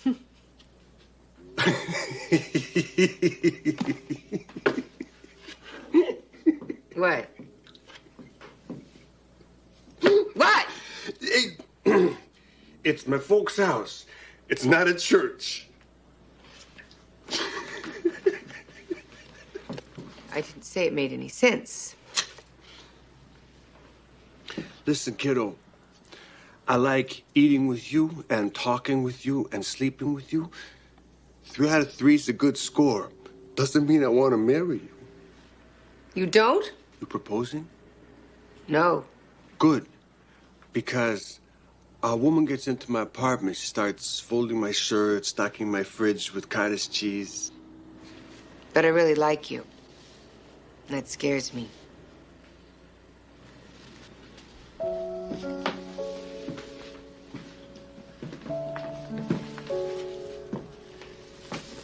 Yeah, I haven't figured that part out myself yet.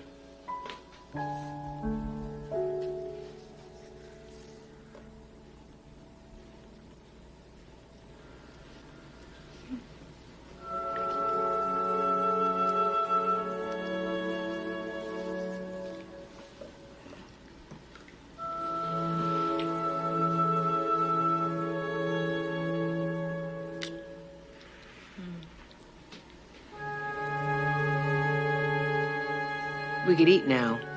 Think that stuff will keep? I'm sure of it.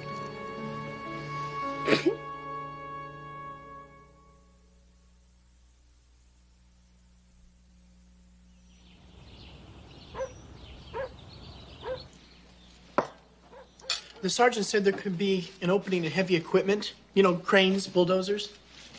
Tanks? That's armor, Mom.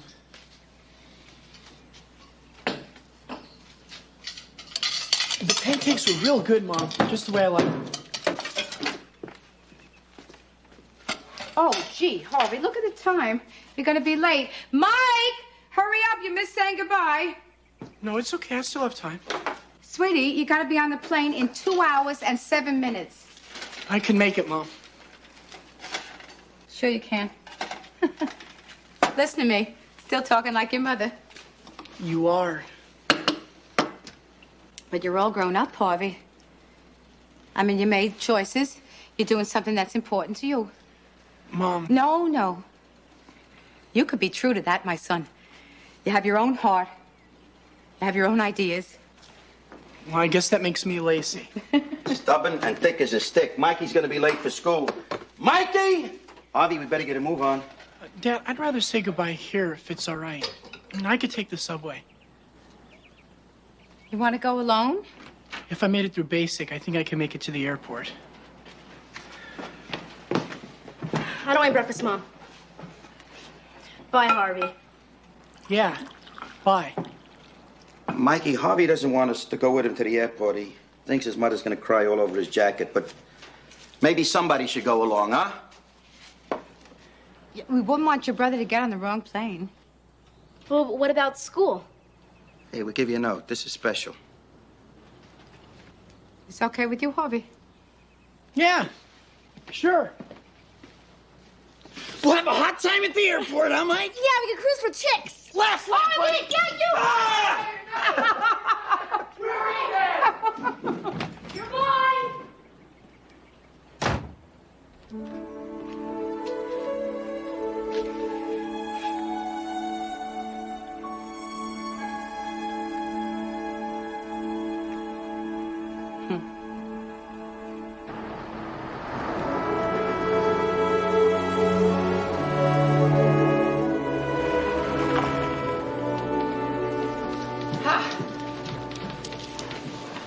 There. Coffee stains, cigar burns, some of the drawers squeak, some of them don't open. But it's all mine, and I love it. Harvey Jr.'s plane is taking off right now. Unless the traffic is backed up. Oh, but Chris, it was a good visit. Nice to have the whole family home again. Well, at least you're off the hook for the museum Sunday. Oh. Are we dining at the Villa Amatucci? Mm-hmm. You know, Mary Beth, I really could get into this truth business. Yeah? Mm-hmm. Secrets do not work in a good relationship. You're absolutely right, Christine. Clearing the air can be so healing. Oh, there's no question about it. It cleans everything up. Cagney? Right. Where? We'll be right there. Uniforms found Prentice's car. So it's rigorous honesty from now on, huh? Absolutely. So did you sleep with Nick yet? Absolutely not.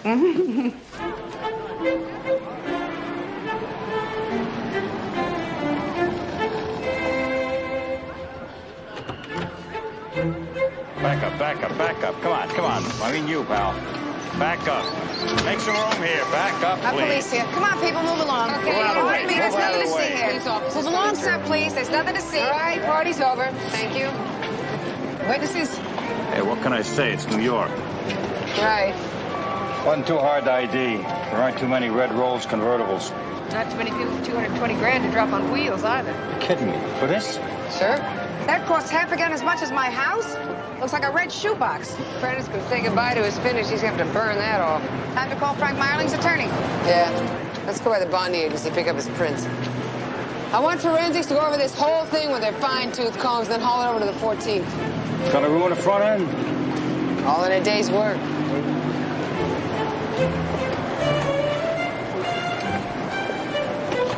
Come on. Christine! He's still walking. Hey, Solomon. What happened to your baseball cap? Oh, Doris prefers the mature look. You like? Well, it hides your face nicely. Christine, jealousy does not become you. Did you come up with anything, Detective Solomon? Lacey, please. Some things are a little more important than business. Christine, I know it hurts now, but give it time. You'll understand when it happens to you. Be strong, Christine. You'll find him one day. What did you find, Detective? Good thinking, Lacey. Dive into work. Keep her mind busy. Oh, Solomon. Right. So, what's the one thing an owner never uses that a thief has to? I give up. What is it? The seat adjustment. Yeah? One big, fat thumbprint.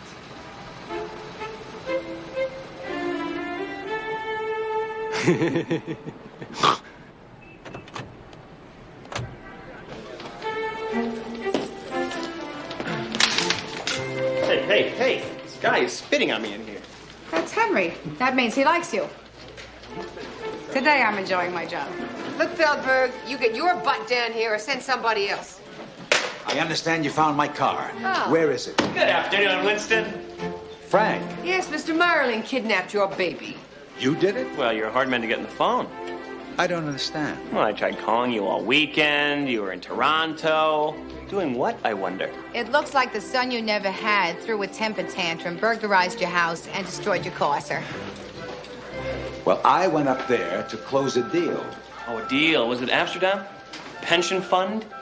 Well, they seem to be backing off when I spoke to them last night. Frank, you're a clever rat. Well, I learned from a master. Maybe you want to come back over here and wait for the DA, Mr. Prentice. How good is your Dutch, Frank? I just may have a situation opening up in Amsterdam. Look, why don't you two go off and have a coffee break? I'll handle Mr. it. Prentice apparently didn't hear my partner. Back off. Amsterdam is a partner's position. Agreed. Look, I'm going to drop all charges, so let him out. Say what? Do I have to repeat myself? You can repeat yourself till your lips fall off. This is grand larceny. We have the car, we have a case, and we're going for it. Do you have a witness? We have a print. There was none in the house. There's one in the car. Well, last week he drove my car. The car that nobody drives but you? I'm like a son to him, you know. Exactly. Hence the print. Now let him go. Tell it to the judge. I don't care how many magazine covers you're on or how many Rolls Royces you got. You may not use the police department of the city of New York for your private goon squad. Very eloquent. Now release my friend. Oh, I'm sorry, Mr. Prentice. He hasn't been arraigned yet. You can call every lawyer in town down here. Call the mayor, call the commissioner. But Junior here is not getting out until tomorrow. Parody! Sergeant. You want to take Mr. Meyerling to holding? He's going to spend the night with us. No! Yes. Now, I want this case expedited now, or I'm going to have your badges. I think it's time for a break, isn't it, Detective? I believe so, Sergeant. Neon lights, they call my name. In this city, no one's tame. Shadows dance, they come alive. Feel the beat, it's how we thrive. Electric wires spark the night. Pulsing rhythms feel so right. Lost in motion, time stands still. Riding waves, we chase the thrill. Heartbeat racing in the dark. Every step ignites a spark. Feel the bass, it's in our veins. Dancing through electric chains.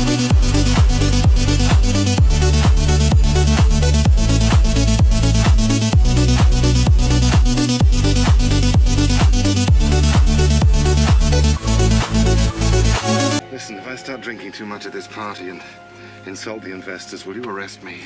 I'd be happy to take you into custody. Christine Cagney, defender of the peace and public morals. We thank you.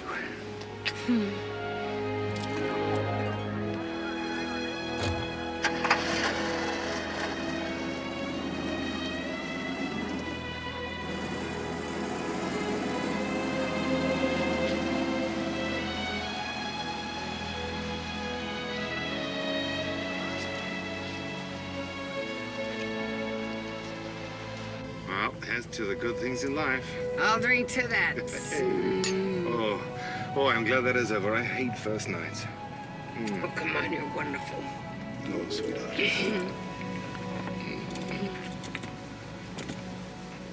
What's wrong? Driver, stop the car. What's the matter? That man over there is working over that woman. Oh, Chris, can't you turn your back on that just for one night? Yeah, but we do have a first night. Hey! Hey, police! Hold it! You all right? I guess you better follow them. Get out of the way! Look out! I don't believe this. Get out of the way! Stop! Look out! Hold it! Okay, baby, be cool. Get out! Against the car. Be cool, babe. Against the car. Be cool. Call for backup. I'm innocent. Call phone, will you? Sure you are, sweetheart. Baby, I'm just doing my job. I'm just doing my job. I understand. Roughing up women is your job. Is that correct? Come on, baby. You want some money? I said quiet. I got some better money. off if you keep your mouth shut. Come on, babe. You hear me? To the good things in life. Baby, I'm innocent. I'll be with you in a minute.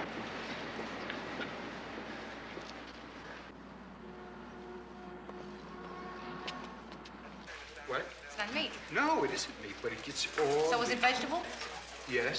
Yeah? Yes, grains. Yeah. Distillation. Hey. Hey, how was the big night? Started out great, and then it kind of went downhill. I thought you were going to this big opening night party.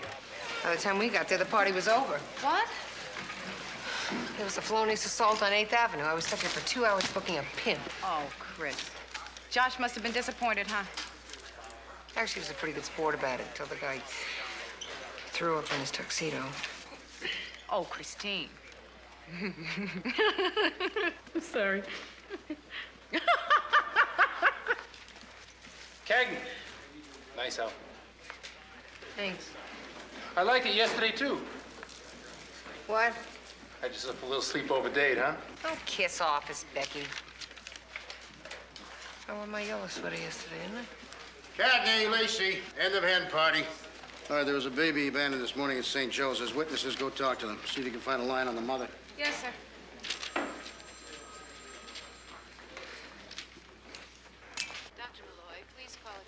We get a lot of abandoned babies here. The mothers are young, 15, 16, no money, no jobs. You get the picture? But this woman, she was no kid. She had plenty of money, jewelry and clothes you'd die for, and cash. She posted 5 $100 bills in advance for treatment. She brought the baby in to see the doctor? Mm-hmm. Complaining of lethargy. Said the baby was unnaturally quiet. I should only had that problem with my boys. Dr. Lewis examined the baby. She's totally deaf. Nurse Frederick. Oh. And at that point, the mother excused herself to go to the ladies' room, and she never came back. And where is the little girl now? Child welfare came for her. Have you tried calling the mother? The telephone number on the admitting form was the information desk of Port Authority. Radiology, please call extension. Thank you. 7, radiology. The address and the work reference were fictitious as well? The entire admitting form. The mother apparently thought the whole thing out beforehand. If the doctor had confirmed the baby was deaf, she was just going to dump her and run. Nice, very nice. I think I've seen everything, and then I get a surprise. Oh, are you something? Yeah, so what happens now, kid? She'll stay here. Oh, what is a gorgeous girl like you gonna do in a dump like this, huh? We do the best we can, Detective, with very limited funds. No offense, man, honest, but you ought to be in pictures. Anyway, it's up to you now. If you can find the parents, and if you can find a judge to declare them unfit, then we'll put the girl up for adoption and hopefully find a family who wants to make a home for a handicapped child. It's a lot of ifs. We're looking for a temporary foster home. There's one coming up in 2 weeks. 2 weeks? Oh, 2 weeks is a long time, huh? Well, what do you say, lovely? You want to come home with me? Mary Beth, you gotta be kidding. Now, back off, Christine. I saw her first. This is our decision, her and me. And Mrs. Rosenmeyer. Would it be all right? That's very irregular. Oh, come on, Mrs. Rosenmeyer. I know you got some latitude in these matters. I'm a police officer with a husband, 2 kids, solid citizen. We're only talking 2 weeks here. Well, I'll have to get an okay from my supervisor. Ask the question. Be sure to tell her that I was den mother for 17 Cub Scouts for an entire year. Yeah, me. Are you out of your mind? What's the matter? You got enough pulling at you. You got Harvey, you got 2 kids of your own, and you got your work. I won't fall down on the job, Christine. That isn't what I meant. Well, what is the matter? I think it's unprofessional. Unprofessional? Yes. Oh. You know what? She's afraid of what the guys will say. Yeah, Coleman and his Becky. You know, the lieutenant would never do a thing like that. Now she's worried that we will look like the bleeding heart women in front of the guys. Am I right? Look at her. You want to get off it, Mary Beth. See? This is not the pound. You act like you're taking home a Christmas puppy. I mean, this is a little real person here. Thank you, Christine. I'm aware of that. Who's going to take care of her while you're at work? Harv. Wait till you meet Harv. Harv? Don't you think you ought to ask him first? Harvey loves babies. Anyway, he doesn't have anything to do until the renovation of the Greenway thing next month. She's not going to be any trouble at all, are you? No problem at all. Sure.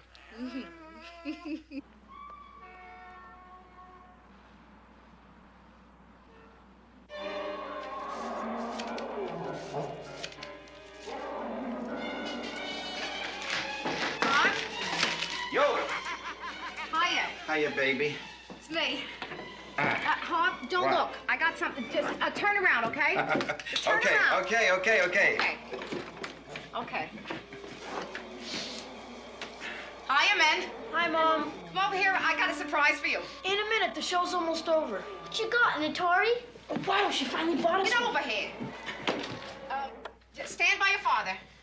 Okay? Ready? Ta-ta, ta-ta-ta-ta. A baby. Oh, gross. Where'd you get her? She was abandoned by her very foolish mother, and she has graciously consented to stay with us for 2 weeks until she gets a foster home. What's its name? I don't know. How about Atari? Better for a boy. Is she something? I knew you'd love her. Say hi to Harv, huh?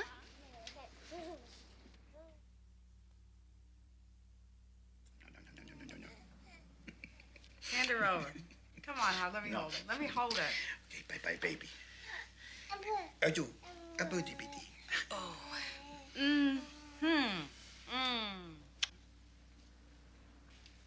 I couldn't explain this to Christine. What's that? And I miss holding a little person like this in my arms. She's a doll, all right. Oh, boy, diaper. I get it. Harv? It's my birthday next month. I know. Like vintage wine, better every year. Yeah. But not any younger. I mean, we don't have forever on this lover. If we're going to have another baby, we're going to have to do it pretty soon. Want to practice? I don't know. It's a big decision. I just keep going round and round. I don't know for sure. I guess I thought maybe that she could help us make up our mind, maybe. Kind of like a trial run, huh?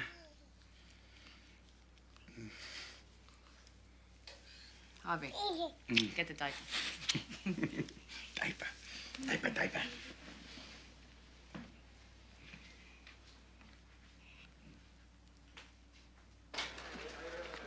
You know, Petite Jolie, Jolie.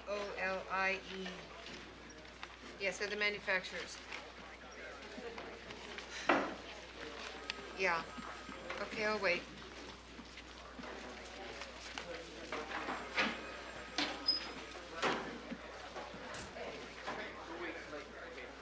So where's the cops when you need them? I'm a taxpayer, you understand? Josh. Oh, okay. Thank you anyway. Hi. Do I take it from that dazed expression on your face that you have forgotten our lunch date? Lunch? No. No, I didn't forget lunch. Rubbish, you forgot. I didn't forget. What kind of a bloody twit do you think I am, Christine? Sorry. I've been so involved in this case. The only lead I have on this baby is the clothes she was wearing. Listen, let me take you away from all this, just for an hour. Josh, I can't. I'm up to my bangs in this stuff. Come on.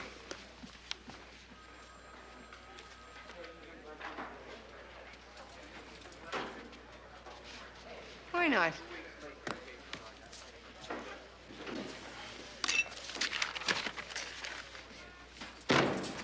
What are partners for?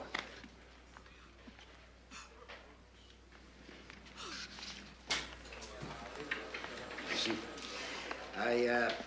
well, I'm not gonna beat around the bush here, Lacey. Straight out, I'm telling you, I don't think it's such a hot idea. Sir? The baby. My 2 cents, you give her back now before you're in too deep. This is experience talking, Lacey. You get involved personally with your case, it backfires every time. I believe I can handle it, sir. Oh, good. Yeah, well, I thought I could, too. An assault victim, well, we dated each other for a while, and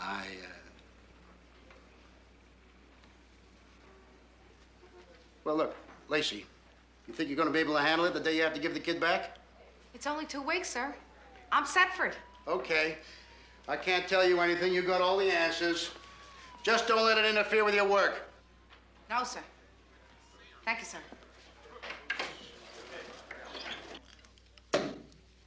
Champagne for lunch? Mm-hmm. What's the occasion? Big news. What? Oh, sorry, I'm on duty. What? Oh, come on, Chris. You're not going to toast my big news with water, are you? What the hell? Give me a splash. What is it? Tell me. Well, I have just signed a deal to do a new play in London this spring. Josh, that's fabulous. Break a leg. Cheers, kid. So, how about it? How about what? Well, Tower of London, Hyde Park, long walks along the Thames. Oh, wait a second. No. You don't turn me down till you've heard the whole deal. You know, Chris said since my divorce, I took a decision to keep everything, well, very light from now on, and I realized that I have been pretty hard to get close to. Well, I'm not exactly the easiest person to get close to either. Well, I thought this London thing would be a chance for us to get a bit closer. You don't understand. I have a job. It's not just a job. I mean, it's my career. Oh, sure. I wouldn't expect you to give up your job. Just come over for a couple of weeks while I'm casting. I don't even get vacation time until July. Yeah, but you could arrange something. Couldn't you switch with someone? It doesn't work that way, Josh. I've got a partner. I have a caseload. This child abandonment business is on my mind. I can't just fly off to London. I wouldn't even be very good company right now. Chris, how much of yourself can you give to your work? I mean, don't you think you ought to pamper yourself a little bit, live a little?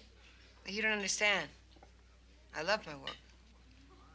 How can you love chasing after pimps? In a long dress and high heels? That's grim and depressing. Last night at 3 a.m., you didn't find me grim and depressing.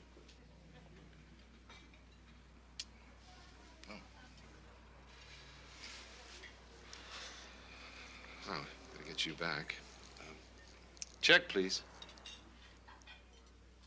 What kind of milk are you using for the formula?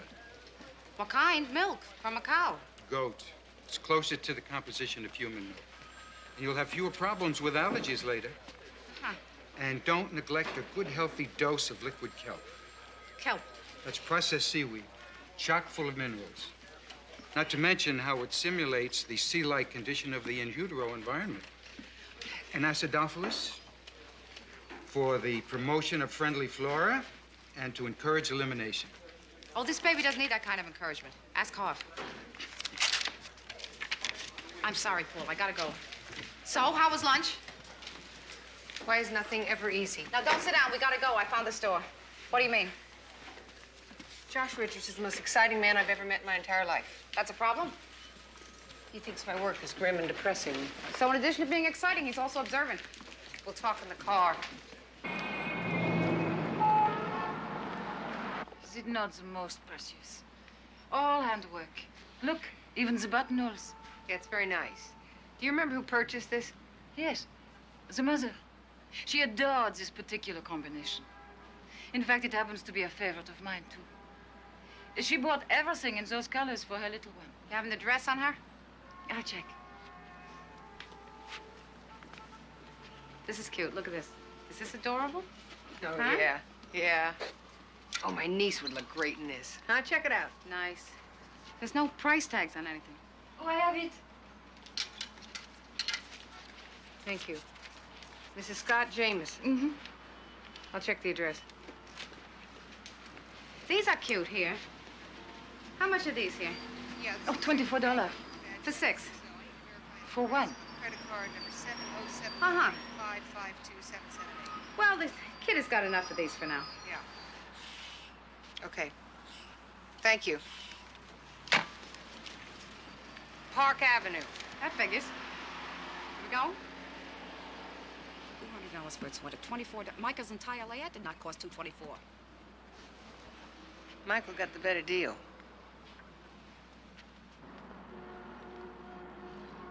And you remember to warm up the formula. Harvey. Oh, come on here, Harv. I'm not treating you like a bimbo. Of course you remember. Yeah, and Harv, kelp, liquid kelp. K-E-L-P. Well, I don't know, Harv, a health food store. Yeah, okay. Okay. And kiss that little lovely for me. Yeah, bye. Yes, Mr. Cartman. I thought you ladies would be delighted to know that my clients, the Jamesons, are willing to cooperate with you 100%. Well, how thoughtful of them. Between you and me, sir, we don't need their cooperation to make this charge stick. There's no child abandonment here. The baby that was left in the custody of St. Joseph's Hospital is not my client's child. What are you trying to do, Mr. Cartman? I'm trying to be perfectly candid. You ladies have any idea how difficult it is to adopt a white, healthy infant in this city? Yeah, we heard. The Jamesons had been trying to adopt for nearly 3 years, and finally they found a source. They were promised a perfect child and accordingly took delivery. However, after several months, they found her to be defective. Deaf, Mr. Cartman. The only thing wrong with that baby is she can't hear. Otherwise, she's perfect. My clients don't regard deafness as a slight imperfection. So they dumped her. Mrs. Jameson left her in the custody of a hospital where she would be perfectly safe. Well, kind of her. I don't know why you're wasting our time here. We still got abandonment. An adopted child is no different than a natural child. You don't understand. They never legally adopted the child. As I've been trying to tell you, it is quite difficult to effectuate a certain type of adoption in this city. So where did this baby come from? They purchased her from a baby broker. The price was $35,000, cash. Now, can we come to some sort of accommodation? I don't understand, sir. We got the name of the baby broker. We got those people, Jamesons. They're going to cooperate. So why can't we make the caller? I checked this with the DA's office, and they're not entirely happy with the case. How much more do they want from us? They want us to find the natural parents of a baby that the broker has placed. Then, you see, we get a nice criminal solicitation in addition to the social services law violation. I don't understand, I love all the sir. legal smoke screens. Hey, look, come on. I don't make the laws, so don't give me a hard time. Besides, I happen to agree with the DA's office. So we got a meeting with an assistant DA. 9 a.m., the three of us, tomorrow. Tomorrow? Yeah. And you can give her a hard time instead of me. I can't go tomorrow. Why not? Tomorrow's supposed to be my day off. Josh rented a car and we were going to go up to this inn. What am I going to tell him? Tell him you have to work. That'll go over real big. You know how understanding he is about my work. Christine? What? I hate to discourage you about a man, but maybe he's the wrong one for you. Maybe everyone's the wrong one for me. Well, it must be me. I mean, if enough people tell you you're drunk, lie down. You gotta make compromises to be with a man, Mary Beth. I'm telling you, a lot of compromises. God, I hate compromises.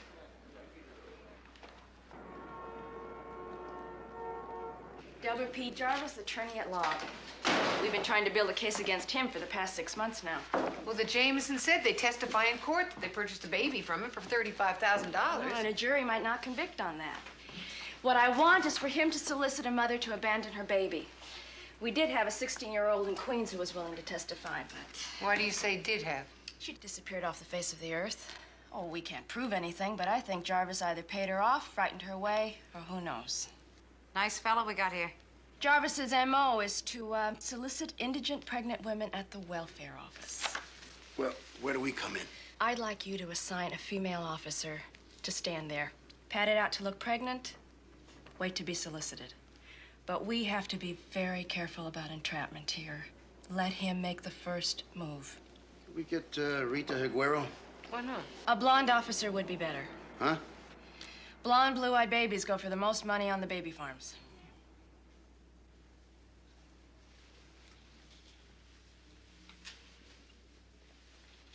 I'm not wearing any of those maternity dresses with the bows on them. I'll send along a male detective as backup. A husband.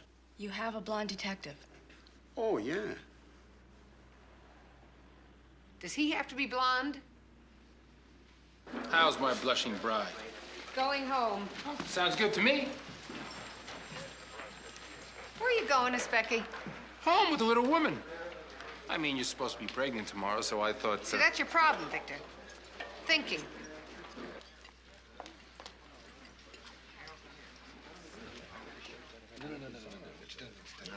Oh, you're back. There you go. Ah, gorgeous. Okay. Oh, I don't know what to eat. I feel like such a blimp. You look spectacular. Doesn't she look spectacular, huh? You're wonderful, Cindy. I'm 3 pounds heavier than I should be. So order the fish. It's great here. We'll order it dry, okay? Oh, why not? It's just so confusing which diet to be on these days. I mean, first they tell you to forget about the carbs and to just eat protein. Remember the water maven? The worst. I mean, nothing but meat and so much water, your kidneys were floating. Now they're telling you that meat's going to raise your cholesterol. What about cellulite? I mean, you should see these little orange rindy thighs. Come on, Cindy. Last time I saw that glorious bod of yours, there was not an ounce of cellulite. Well, hang on there a minute. Before you get out the dueling pistols, Si, remember that your lady love did appear in the buff for me in that little avant-garde play we did off-Broadway a couple of years ago? Yeah. Oh, I'm not jealous. I mean, do I look jealous, do I? I love it when you do your caveman numbers, Si. Oh, come on. Oh, have you decided? I don't know. I'm not real hungry. Oh, don't fast. I mean, sure, you'll lose it quick, but you'll gain it back just as quickly, believe me. I'm not dieting. You're lucky. You don't have to be in front of the camera. You know, it adds 10 pounds. When I went out to the coast to do that picture with Clint, I asked for fresh salads in my dressing room. Well, you should have heard the uproar. I mean, you would have thought that I'd asked for my picture above the title. Every suit in the studio descends on me with cost sheets telling me that the picture had gone over budget. I mean, we're talking about a salad here. A little itsy-bitsy salad. Why can't you just relax and enjoy yourself? Was I rude? You hardly said a thing all night. Well, I'm sorry, but dieting is not my favorite topic of conversation. That woman babbled on for 45 minutes. It was the most exciting thing in the world to her. You don't really like those sort of people, do you? Frankly, I find them very full of themselves and somewhat superficial. Yeah, well, they're not as fascinating as cops. Well, at least cops talk about real things. Oh, yeah, sure. Pimps and junkies and drug dealers. I mean, that is a barrel of laughs. Josh, I'm sorry, but I find it very difficult to deal with the things that I deal with every day and spend my entire evening totally consumed with her cellulite. Chris, you can't live in the gutter just because you work there. What's that supposed to mean? Stop taking it home with you. Where in the hell am I supposed to leave it? What I'm trying to say... Wait a minute. I see people who eat dog food because they can't afford a decent meal, and this bimbo's worried about taking off 3 lousy pounds? Different people live in different worlds. It is possible to move from one to the other. No, how about selling children? Huh? And she is worried about having a salad delivered to her dressing room. Let me tell you something, pal. The next time somebody steals your bloody sports car, call an actress. Yeah, well, it just might. Wait a minute. Where are you going? I thought you were going to spend the night. Yeah, well, under the circumstances, there doesn't seem to be a lot of point What in... circumstances? I'm angry. I am not dead. Not tonight. Got a headache? Oh, well, I guess I'm just not in the mood. Josh, this just isn't going to work for you and me, is it? Frankly, I don't find you all that appealing when you behave this way. Really? Well, isn't that terrific? Good night.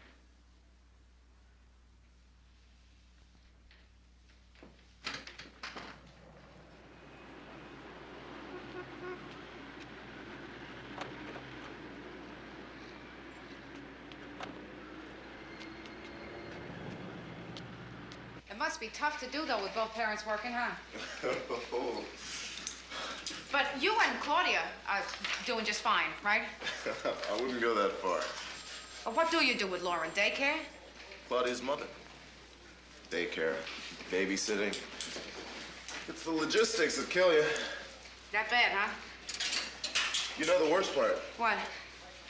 The only one who knows for sure if it's working out is Lauren, and she's too little to tell us. Oh, don't worry. She's 13. You'll hear from her constantly. Thank you. Most important thing you can do for your kid is not to let him walk too early. Beg your pardon? Well, premature homolateral movement can cause severe switching in the cerebral hemispheres. You know, right brain, left brain. See that? His parents probably encouraged him to walk too soon. Ah, here comes mine, pot kettle now. How'd it go? Nothing. Hey, you, Josie. So? We stood in line for 6 hours now, one bite. I'll tell you, my feet are killing me. Hey, Lacey, you got one terrific partner there. You want to trade? I'll give you Petrie and 2 draft choices. What do you say? No, thank you, Victor.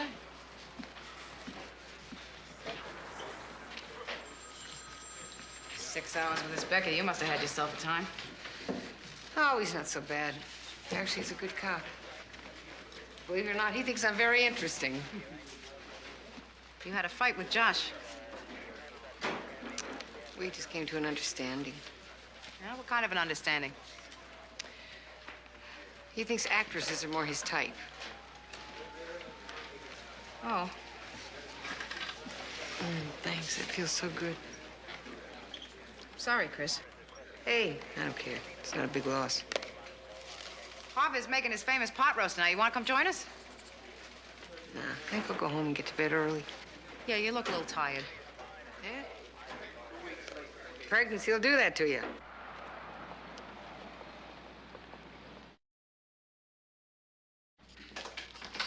Mary Beth?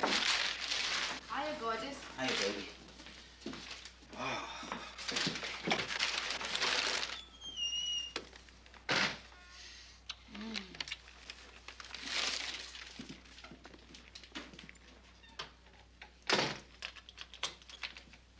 Where's Jeannie? Jeannie? She's sleeping. I thought you said we weren't gonna name her. Make it too hard when we have to give her up, yeah. It's just today, I thought about her as Jeannie. You know, Jeannie with the light brown hair, like that song. Let's adopt her, Harv. Let's adopt her. I thought we were babysitting for 2 weeks here. Has she been a problem? She hasn't been any Slow problem at all, down, Mary has she? Beth. Not for you, maybe, but what happens when I have to start work on this Greenway remodel? I won't be here to take care of her. We did it before, Harv. We did it twice. No. My mother did it twice. She starts a new job next week. So we get daycare. We get a babysitter. How else does every other family in America manage? Mary Beth, she's going to need special attention. The deafness. It's not a problem now, but later. The schools, Harv. The special school. We'll all learn sign language. Oh, you don't want to do it? Oh, Mary Beth, listen to me. She's a doll, and I am crazy about her. But you and me, we are finally getting to a stage in our lives. The boys will be self-sufficient soon. I mean, we'll be able to go places. We can do things. If you don't want to do it, there's nothing more to be said. It's got to be a two-way decision. Did you hear me say no? She knows we're talking about her. Jeannie. Yeah. Nice name. Honey, either way, I love you. Okay, all right. We're coming. Harvey, think it over. 18 more years, she'll be out of the house.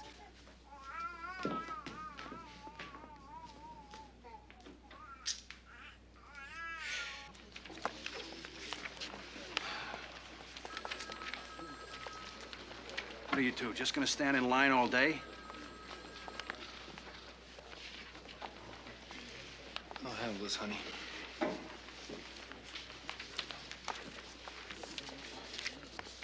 haven't completed these forms properly.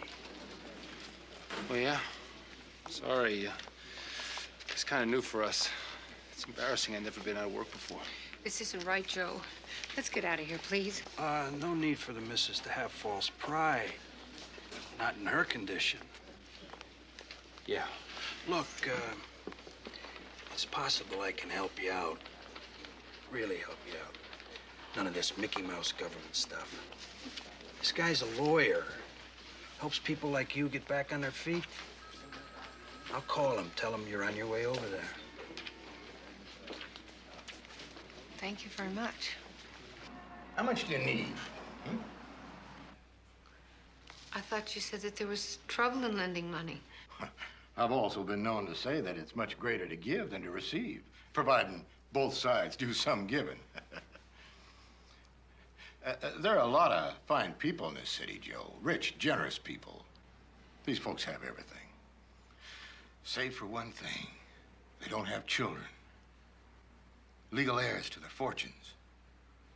And they're grieving for it. Little mother, you have something growing in your belly that these generous folks would pay dearly to possess. My baby?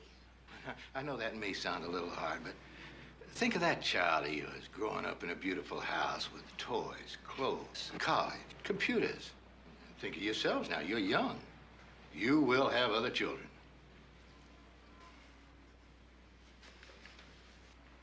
This time, why, you'll have a $15,000 nest egg to see to the future.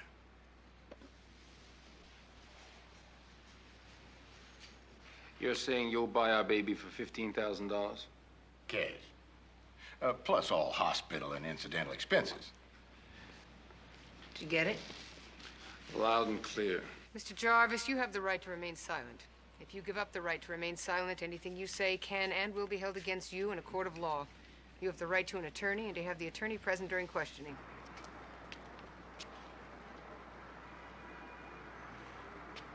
Well, you should have seen Cagney, Lieutenant. She was great. Wide-eyed, sweet as pie. Then all of a sudden, bam! Okay, Buster, you're under arrest. I thought Jarvis was going to lose it right there. Come on, Victor. It was no big deal. I think you should get credit when you deserve credit. Victor, enough already. Well, the assistant DA is happy now. She's filing on Jarvis for conspiracy, child selling, and criminal solicitation. They got the one welfare clerk, and they got an investigation going to see if they find any others. What about the parents? Child abandonment and child endangering, we're bringing them both in. Did you get the file on Jeannie? Yes. May I see it?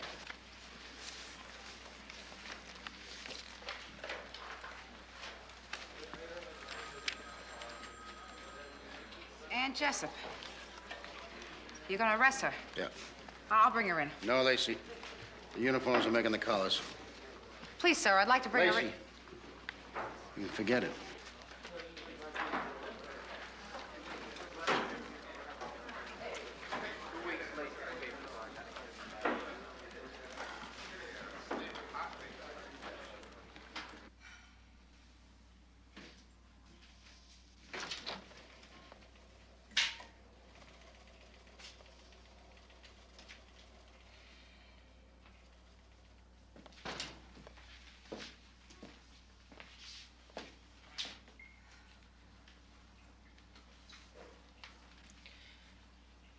So what do you think? Should I cut a little more off the top? Harvey and I decided we're going to try to adopt her. Oh, yeah? Well, that's wonderful. Lieutenant should have let me be the one to bring the mother in. For what? So you can yell at her and threaten her? I want to see her. Mary Beth, you don't want to see her. It's only going to make you feel bad. I'm never going to have any peace with this here.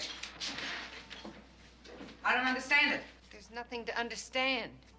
Some people you can't understand, Mary Beth. Now go home. You don't want to be here when they bring her in. No, I'm staying here. You're going out of your way to cause yourself pain, my friend.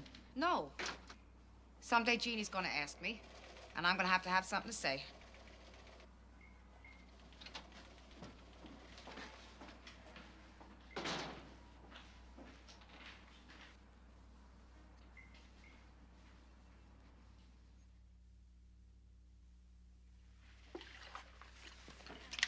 No way. You keep that on my tab. I ask you out, you're my guest.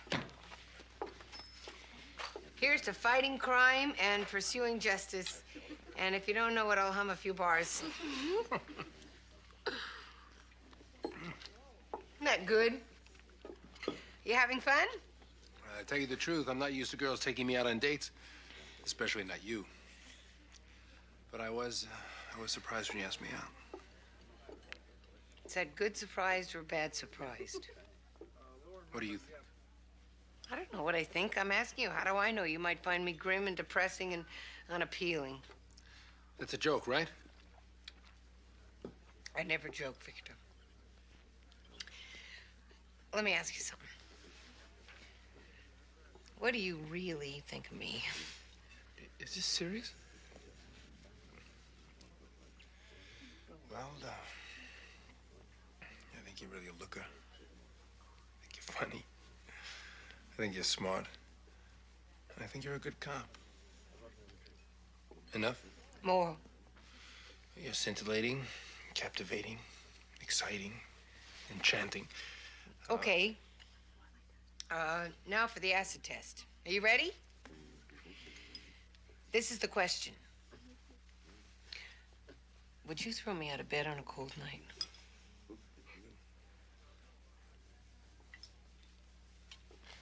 That is the joke, right? It was supposed to be a come on. Oh, I get it. I say yes and you laugh in my face, right? Victor, do you want me or not? I mean, we are two consenting adults, so which is it? Your place or mine?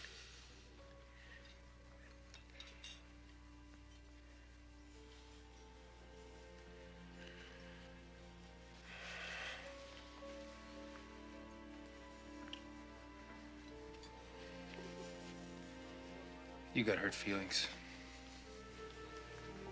Or something. You don't want me. Not tonight, at least.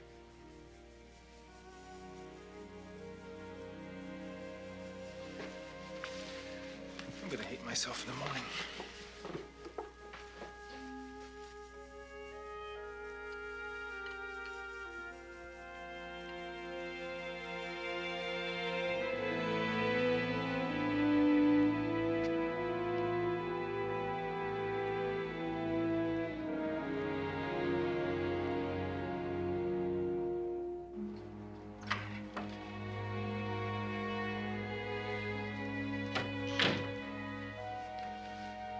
I'm Detective Lacey, Mrs. Jessup. They tell you don't have to talk to me. I just wanted you to know that my husband and I have been taking care of your daughter. I never really saw her, you know. They took her away in the delivery room. What does she look like? Pretty. She's pretty. She's got big blue eyes, but I think they'll go brown. And a healthy appetite. Mrs. Jessup, did they tell you in the hospital that she's deaf? I don't care. I want her back. You gave her away, Mrs. Jessup. You sold her. We were living in 2 rooms without heat. I already had 2 children.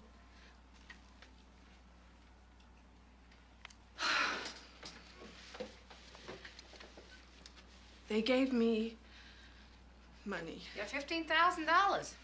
You know, you should have hung around for the markup. When they sold her again, it was $35,000. Shut up.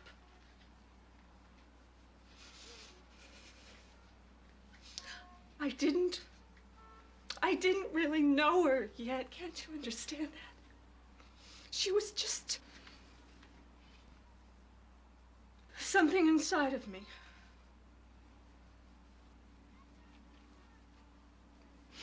I want her back. That's for a court to decide. She's my baby. What are you gonna do next time you can't make rent?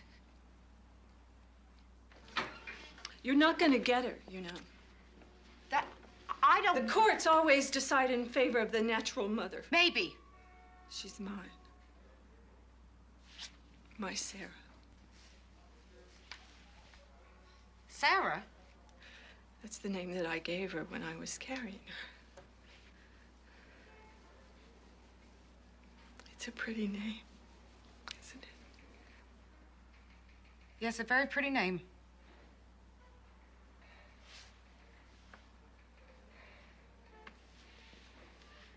Hey, lady. She needs more from you than a name. I hope to God she gets it.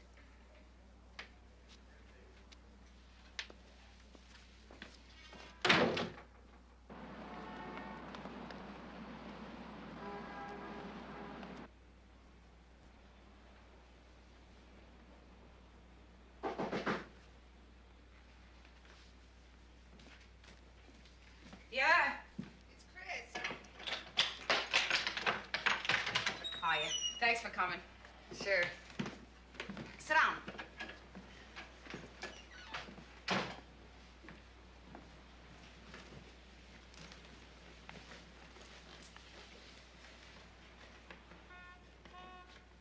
Where's Harvey?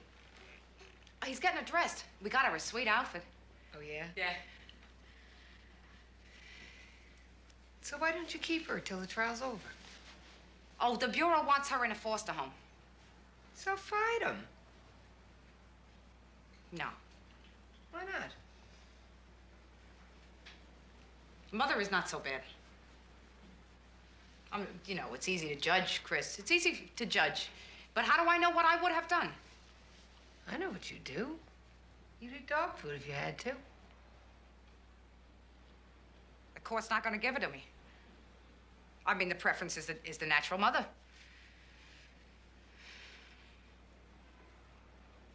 Well, you said she's okay, though, huh? The mother? Yeah? And you can keep an eye on her. Yeah. That's good. Yeah. You and Harvey really ought to have one of your own the old-fashioned way, you know it? Yeah? Mm-hmm.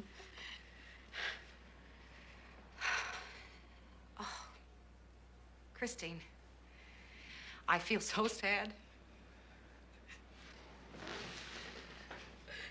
Sorry, Mary Beth. Mrs. Rotmeyer. What is Rosenmeyer? Oh, come in. Officer Lacey. Yeah, do you remember Officer Cagney? Harv, Mrs. Rosenmeyer's here.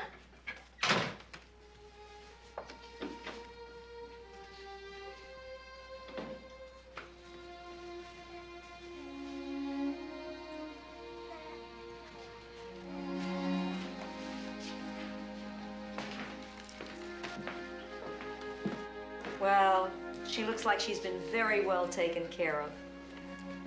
We really appreciate that.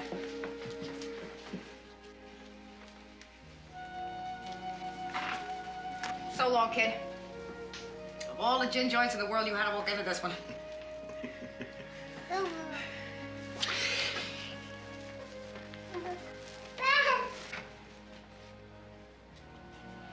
I'll be thinking about you, Jeannie.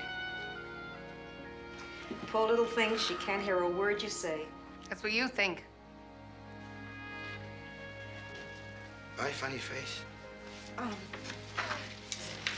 There you go. And bye. Thank you. Have a beautiful life, Sarah.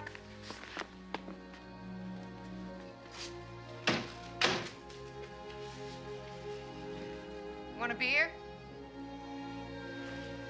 Okay.